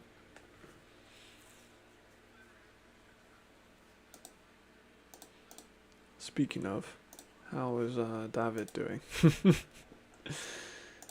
Has he had any more yards? Any more? Any? Want to give me some yards? Nothing yet. They actually haven't really passed. I think they've probably just been like, yeah, they've got a couple runs to the backups. Even Devin Burrell has a rush. -7, so clearly didn't work that well, but that's a rush. You scroll up this so you can see the score still. 10 minutes after the fourth. This one's a blowout. We're on fire. Put up more points in this one. I think they have the whole year. Crowd looks very full though.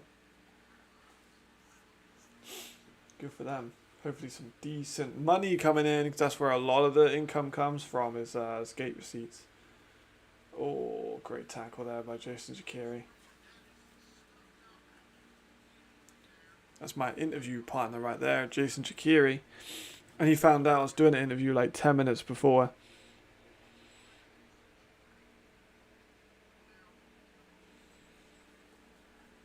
And she was just like, what's some like... I watched a ton of like the John Gruden quarterback interviews before then.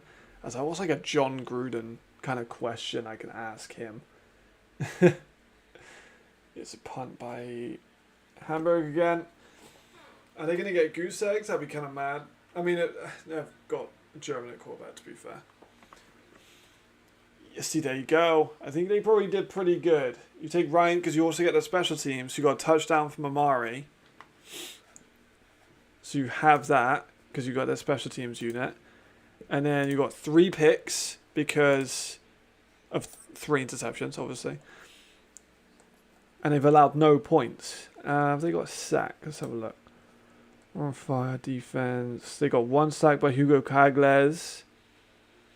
So I think you've got a pretty good call of getting some good points for that one. I'm not sure if it'll be like the most points because they haven't scored on defense, but they have on special teams, so maybe. Looks like you might get a decent one.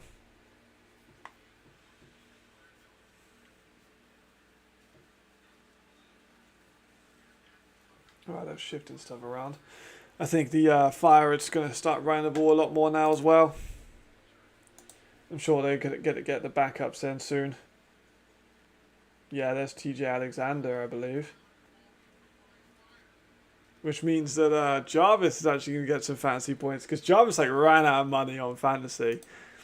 I think he just picked players and then they ended up going down in value the week that he picked them.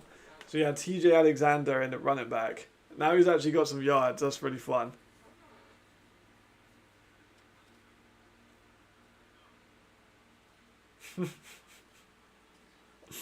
Good for him.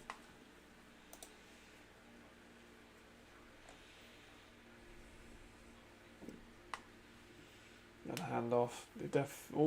TJ slipped. Been a very tough day in the office for the Sea Devils. They have not been good, in all honesty.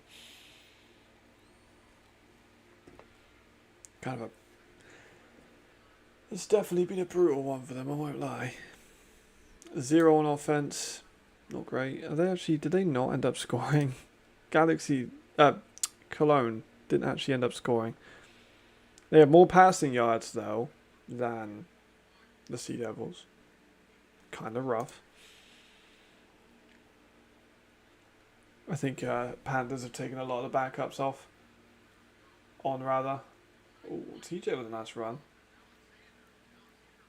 TJ with some good runs actually there, to be fair.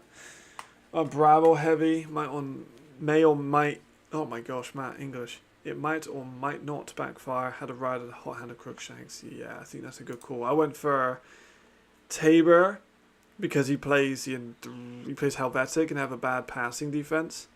Let me scroll down there. I got David, obviously. I got Rodney, same reason, basically. Like, maybe I should have went for a Selig or someone else. Maybe I should have. But Rodney, I'm sure he'll get maybe a touchdown. That's my thinking, is touchdowns. Cruikshank, obviously. Dal Stewart, again, obviously. Nicolas Schumann is a bit of a risk because the Berlin play against Helvetic. No, for Hervar. And I kind of think that they might be able to get maybe a touchdown out of it. Because they pass the ball a lot, and I'm hoping Schumann gets maybe a touchdown. And then Bellew, obviously Aldous, who has missed a few kicks, and then the Munich Ravens defense. Yeah, maybe Panthers would have been a better call, but we'll find out. Because Panthers have got 2 interceptions. No sacks. Couple breakups. The best thing to happen for the Sea Devils is to get rid of Talia to Valoga. If a player doesn't want to be there, the benefit of the team of player. I agree. It's kind of tough for them. They haven't really found... It's kind of not the same as the Raiders, but not massively dissimilar as the Raiders. Of like, they've struggled to find an identity at the quarterback position. And you can argue all you want about Cisse and whatever at the first 2 seasons, but it is true. They've never really had an identity at quarterback. And with the Raiders, they had Sean Shelton, and then when he left, they've had very big troubles in finding one that was perfectly there. To run is running back 2, good choice. Stewart is my flex, and then receiver 1 is Bellew, and then Botello Moreno for Titan 1. Botello Moreno for Titan 1 is pretty good. I was really close to picking him. Thought I'd take a bit of a risk, you know. See, Devils against South American quarterback that actually wants to be there. It's a nice city too. Hamburg's a beautiful place. They could definitely attract someone. It's just they haven't really had much consistency, and that's another pick. So Mari this time, that fire defense looking pretty fucking good. They fumbled it because they tried to go for a pick 6. They tried to play rugby with it. It looks like Nash has got it, but fucking hell.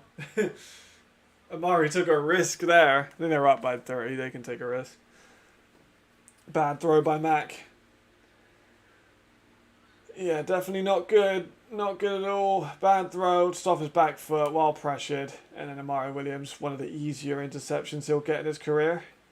He tries to pitch it to Nash, who fumbles it, but then looks like he's able to get back on the ball afterwards. So at least it's something.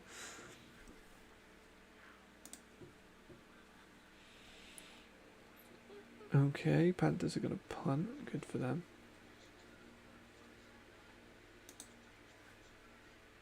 Oh, it's under review. Interesting. I guess it's for if... What is it under review? Yeah, it's for if Hamburg got the ball back, I guess.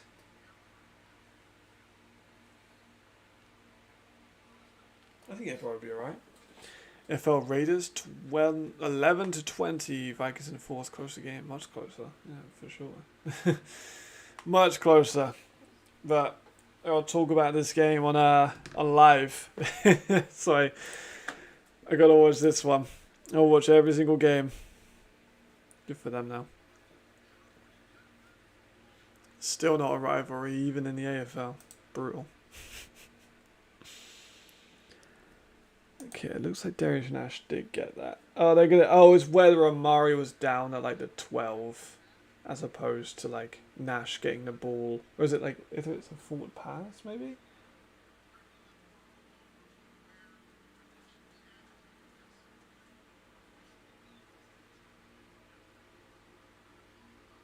Yeah, he's definitely. Yeah, that's definitely a fun ball, like, technically. Yeah, see, that's a good thing about Darcia and Swako is they go back and forth. Like, players will play for the Raiders in the ELF. Maybe they don't get as much snaps. They get back set to the development team, vice versa, which I like. I think that's good. I think that's a really good unit. Like, a really good thing to have. Not every team has the luxury of that, but it is good. They didn't. Maybe it's a full power. I don't know what they're really looking at, to be honest. I don't feel like this one needs to be that much under review. But I think they're looking at if it's a forward pass. As the end of the Panthers versus Centurions, by the way, at 57-3, which is a brutal scoreline. But 57-3 final score. They scored all their points in the first half and then took the gas off, which is absolutely respectable.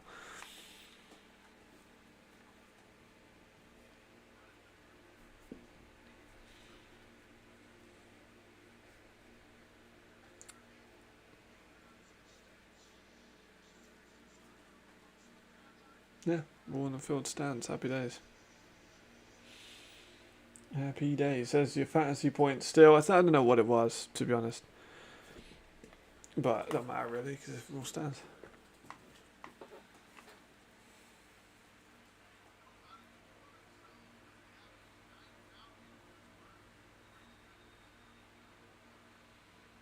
Right, round 5 starting on a 5.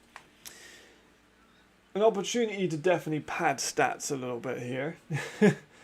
There's Jeffries, 5-yard out to Haaland. There we go. He's finally scored. It's been a while. A muted celebration from Haaland.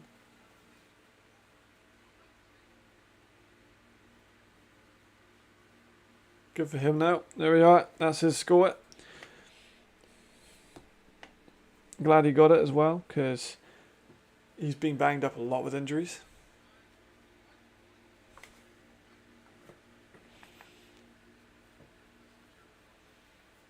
It's 6 minutes. 6:19 left in the fourth quarter. Pieter, if anyone's got a kicker, it'll be good. And Montegrass Giants are shit, 7-2, and it looked like they'll win the AFL this year. That's kind of mad. For the league, the ELF is really good, much more competitive now in the AFL. Yeah, I think that's good. Well, we've had the Black Panthers won it, a couple of years ago. And then Danube have won it. And then if the Graz won it as well, that is really, really good. See you soon, Jesse. Pleasure as always. Hope you have a good evening. We'll be out of here soon as well. Drills the kick. 37-0.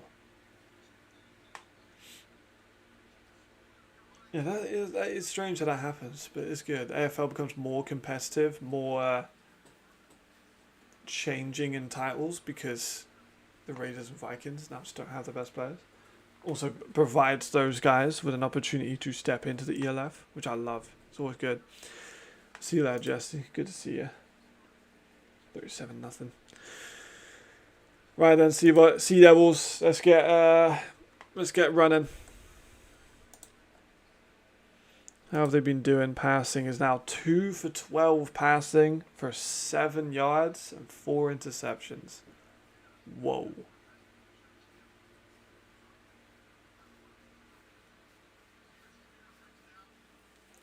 That is quite something, I can't lie.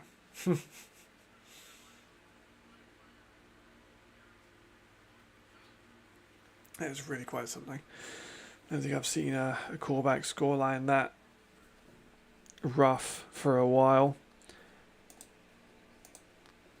Trying to think if anyone's in this. Let's have a look at these games. I'm not going to give anyone in the Panthers MVP for beating the Cologne Centurions, but can I give anyone in this game MVP? Scott's been fine, 135 on the ground and 2 touchdowns. It is good. It is good, but nothing crazy.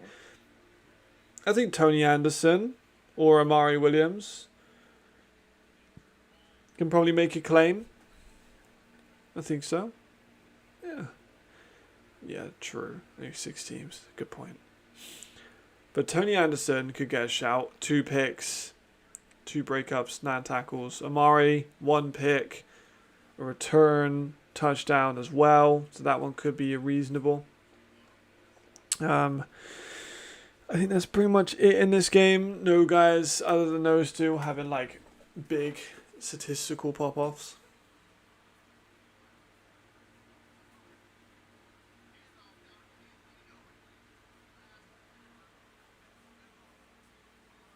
Tony Hansen again with the tackle.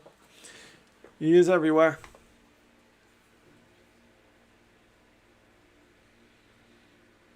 At least they're keeping the ball on the ground. I have a prediction here that I made earlier with Tony Anderson. I think Harding Canito is going to get a big run out of this. He always seems to do like not too much until the fourth quarter, and then he'll have like 170-yard run. I think we could see that. Or we could see a snap go over the top of the quarterback's head and be recovered by the right fire, which is exactly what's actually happened. Nobody in this game should. Sea Devils were bad, yes, and I mean, it is a German quarterback. You could have had 2 picks this game, man. Yeah, honestly, I think I probably could. And, like, I only played youth football in England, and I don't know what a cornerback does in cover 2, so damn, that's kind of crazy. That is also true. I have never played in the Super Bowl. So can I really even talk ball if I've never played in the Super Bowl? See, that's a good point. I mean, it's not like this helmet here. I played for GB when I was younger and played with people like Kadadisa, Toby Naylor, who are now in ELF. Not like I've got 2 medals there for my national championship winning UE Bullets, where I saw people like Keanu Ebanks, Jadrian.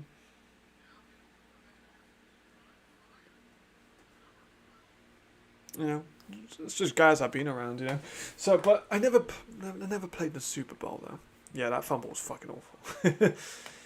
I think Ryan Fire going to run the ball now. We'll see them take all the time on the clock.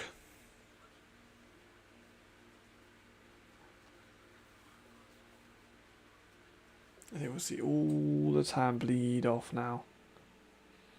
Can't wait to see the comments.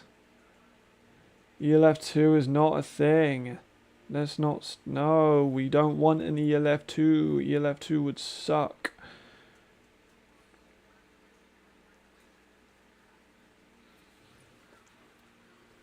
We are not the GFL. This is also true. Like, let's be honest there. Jose Mourinho in football, never played, but is he really that good? You know, like, is he really arguably the best manager of all time, who won with teams like Porto in the Champions League, had the best defense ever in Premier League history with Chelsea, had one of the best teams in Real Madrid history, won Champions Leagues with Inter Milan. But he never played though, so like realistically, Jose Mourinho isn't very good. So maybe we should take that with us.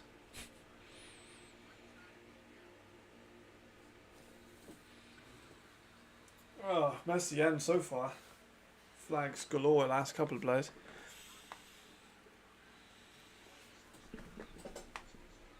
A false start, to be fair, a false start on the offense is actually probably good for them. I mean, it gives them a bit more space. They can run the ball out for a couple more yards.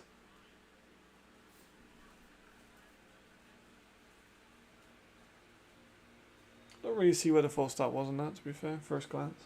Then again, I actually don't actually have my glasses on for this whole game. Oh, see, there it is. Haven't had my glasses on for this game, and I don't think I did it on for last stream either, so... Oh, no. But true, Jose played at a very low level. Where did Jose play? What, 3rd, 4th level? Let me Google that real quick.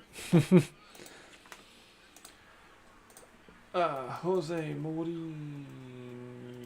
I always forget to spell it. One of my, you know, I'm just going to put in Jose. I guarantee he'll come up. There he is. Mourinho. So, oh, see, he did play in the... Oh, no, wait, there it is. So he played 62 times in a coastal town in Portugal. He played 35 times. And then he played in the 4th tier of Portuguese football. See you later, Marcus. See you soon.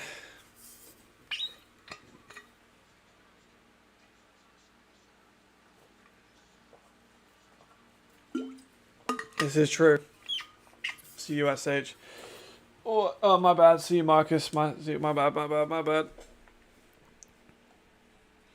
Yeah, Yeah, he did. He did play in a fourth tier, so kind of brutal for me there, isn't it?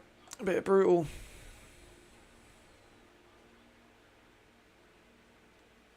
Yeah, I might need to. You know what I might need to do? I might need to read a bit of Jose Mourinho biography. Loki would be really good. I disagree with that.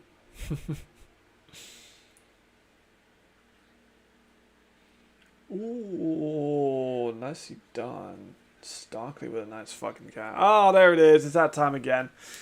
Oh, we made it so close to nearly the end of the game before the camera ran out of battery. We made it so close. Oh.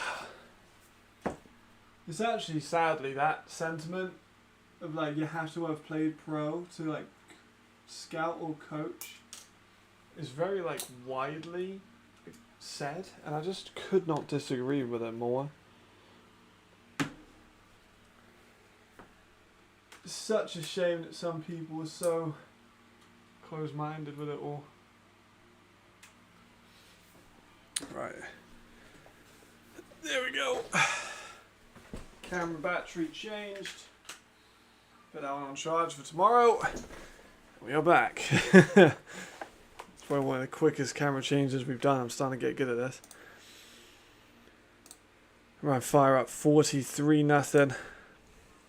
Actually, Rohat, they got the fucking dime. I can't lie. Rohat, best German quarterback.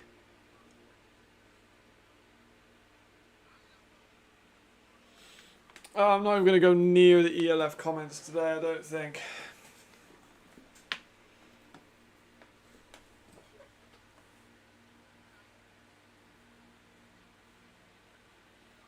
Right, 3 minutes 11. Let's see what they can do. Let's just call it here, Hamburg, please. I'd like that very much.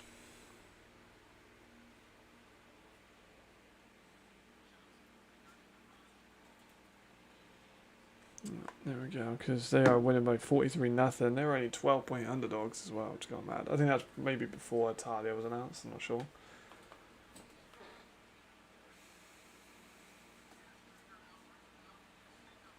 There he goes. 3 minutes. This is maybe a couple runs and a kneel.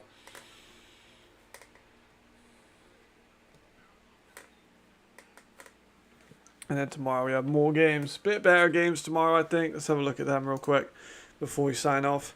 The Enthroners versus Berlin. All these are starting at 12 in my time. 1 o'clock German time. So we want Enthroners versus Thunder. Galaxy versus Storm, which is the one that I will be watching. And then Mercenaries versus Ravens. And then Bravos versus Raiders, which is also the one that I will be watching with keen eyes. There we are. Right, Hamburg going to run the ball out, so this is an opportunity to say thank you to everyone on stream, especially those who donated. Incredibly thankful for that. That's insane that you would even do such a thing for me, which I really do appreciate.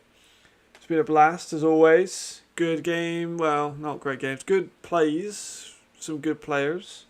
Fun discussions.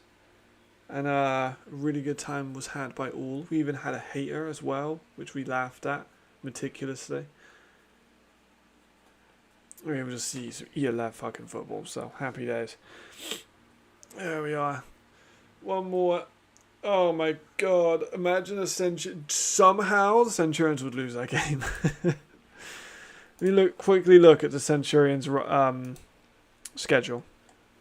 Okay, so they've just played against Panthers. They got Surge next week. Fucking rip.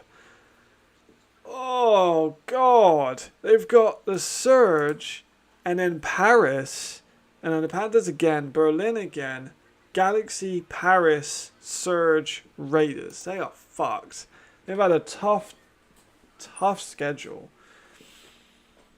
and they're also going to be awful. My god, that is rough. That is really rough. Right, I think this is a 2-minute warning now too. Can't believe they've got so much for schedule. They really are going to go 0-12. They're not beating a single team in that.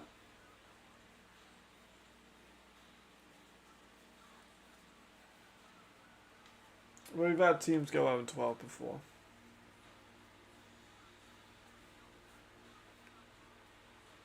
I think.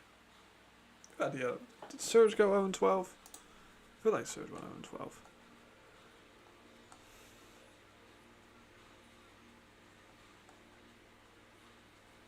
Yeah, Surge went 0-12. And then next year they went 10-2, so. I mean, yeah, they honestly were. They are fucking awful. And it's such a shame that we have that kind of like stain on the ELF. It's like, oh my god, some of these teams are so good. Like, we have a legit 6-horse race at the top of the league. Like, anyone could win it this year. Vienna are definitely the favourites, but then Surge, Paris, even someone like Rhine, if they can put it together, is still not completely out of the conversation. They did beat Paris this year. And, like, improved teams like Prague and everything like that. But then, fucking... True, yeah. But, like, there have been other rebuilds like Prague that have been successful. You've seen Paris kind of have a bit of a mini rebuild. Was Paris a rebuild? It kind of was. They were a bit medium. Let's have a look at that first year. Because when Paris started, they were really, really, really, really hyped. And everyone thought they were going to be an instant contender. And then they went 6-6. And then the next year they were 10-2 and made the playoffs. So you could argue kind of a rebuild year. Maybe. They've never beaten the Vikings. They're 1-5 against Ryan Fire. That's kind of mental. Also negative against the Galaxy. I did not see that coming. There's the runs. I think we got one more. And then we'll be out for the evening.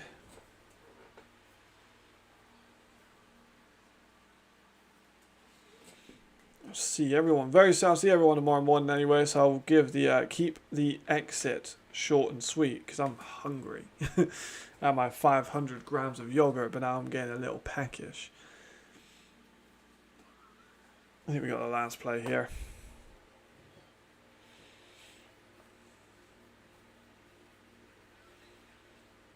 There's the handoff. There's the tackle. Now do it. See everyone tomorrow. Been a pleasure as always, guys. I'm going to put my thing up so I get YouTube up and streams. I never know how long I actually end stream for. I'm not sure how long you guys can see me afterwards. So I usually just sit and wait till it's fully over. But it's been a pleasure. Really, really solid stream. I think we got nearly 40 hours of watch time, which is really good. Consistent viewership throughout. Donations as well, which is insane. And I'll see you guys all tomorrow. Like I said, quick, short, sweet exit rather. Thank you, SH. Thank you, Marcus. Thank you, Jaden. Thank you, Rodney. Thank you, Alex. Thank you, everyone in between. I'll see you soon. Goodbye.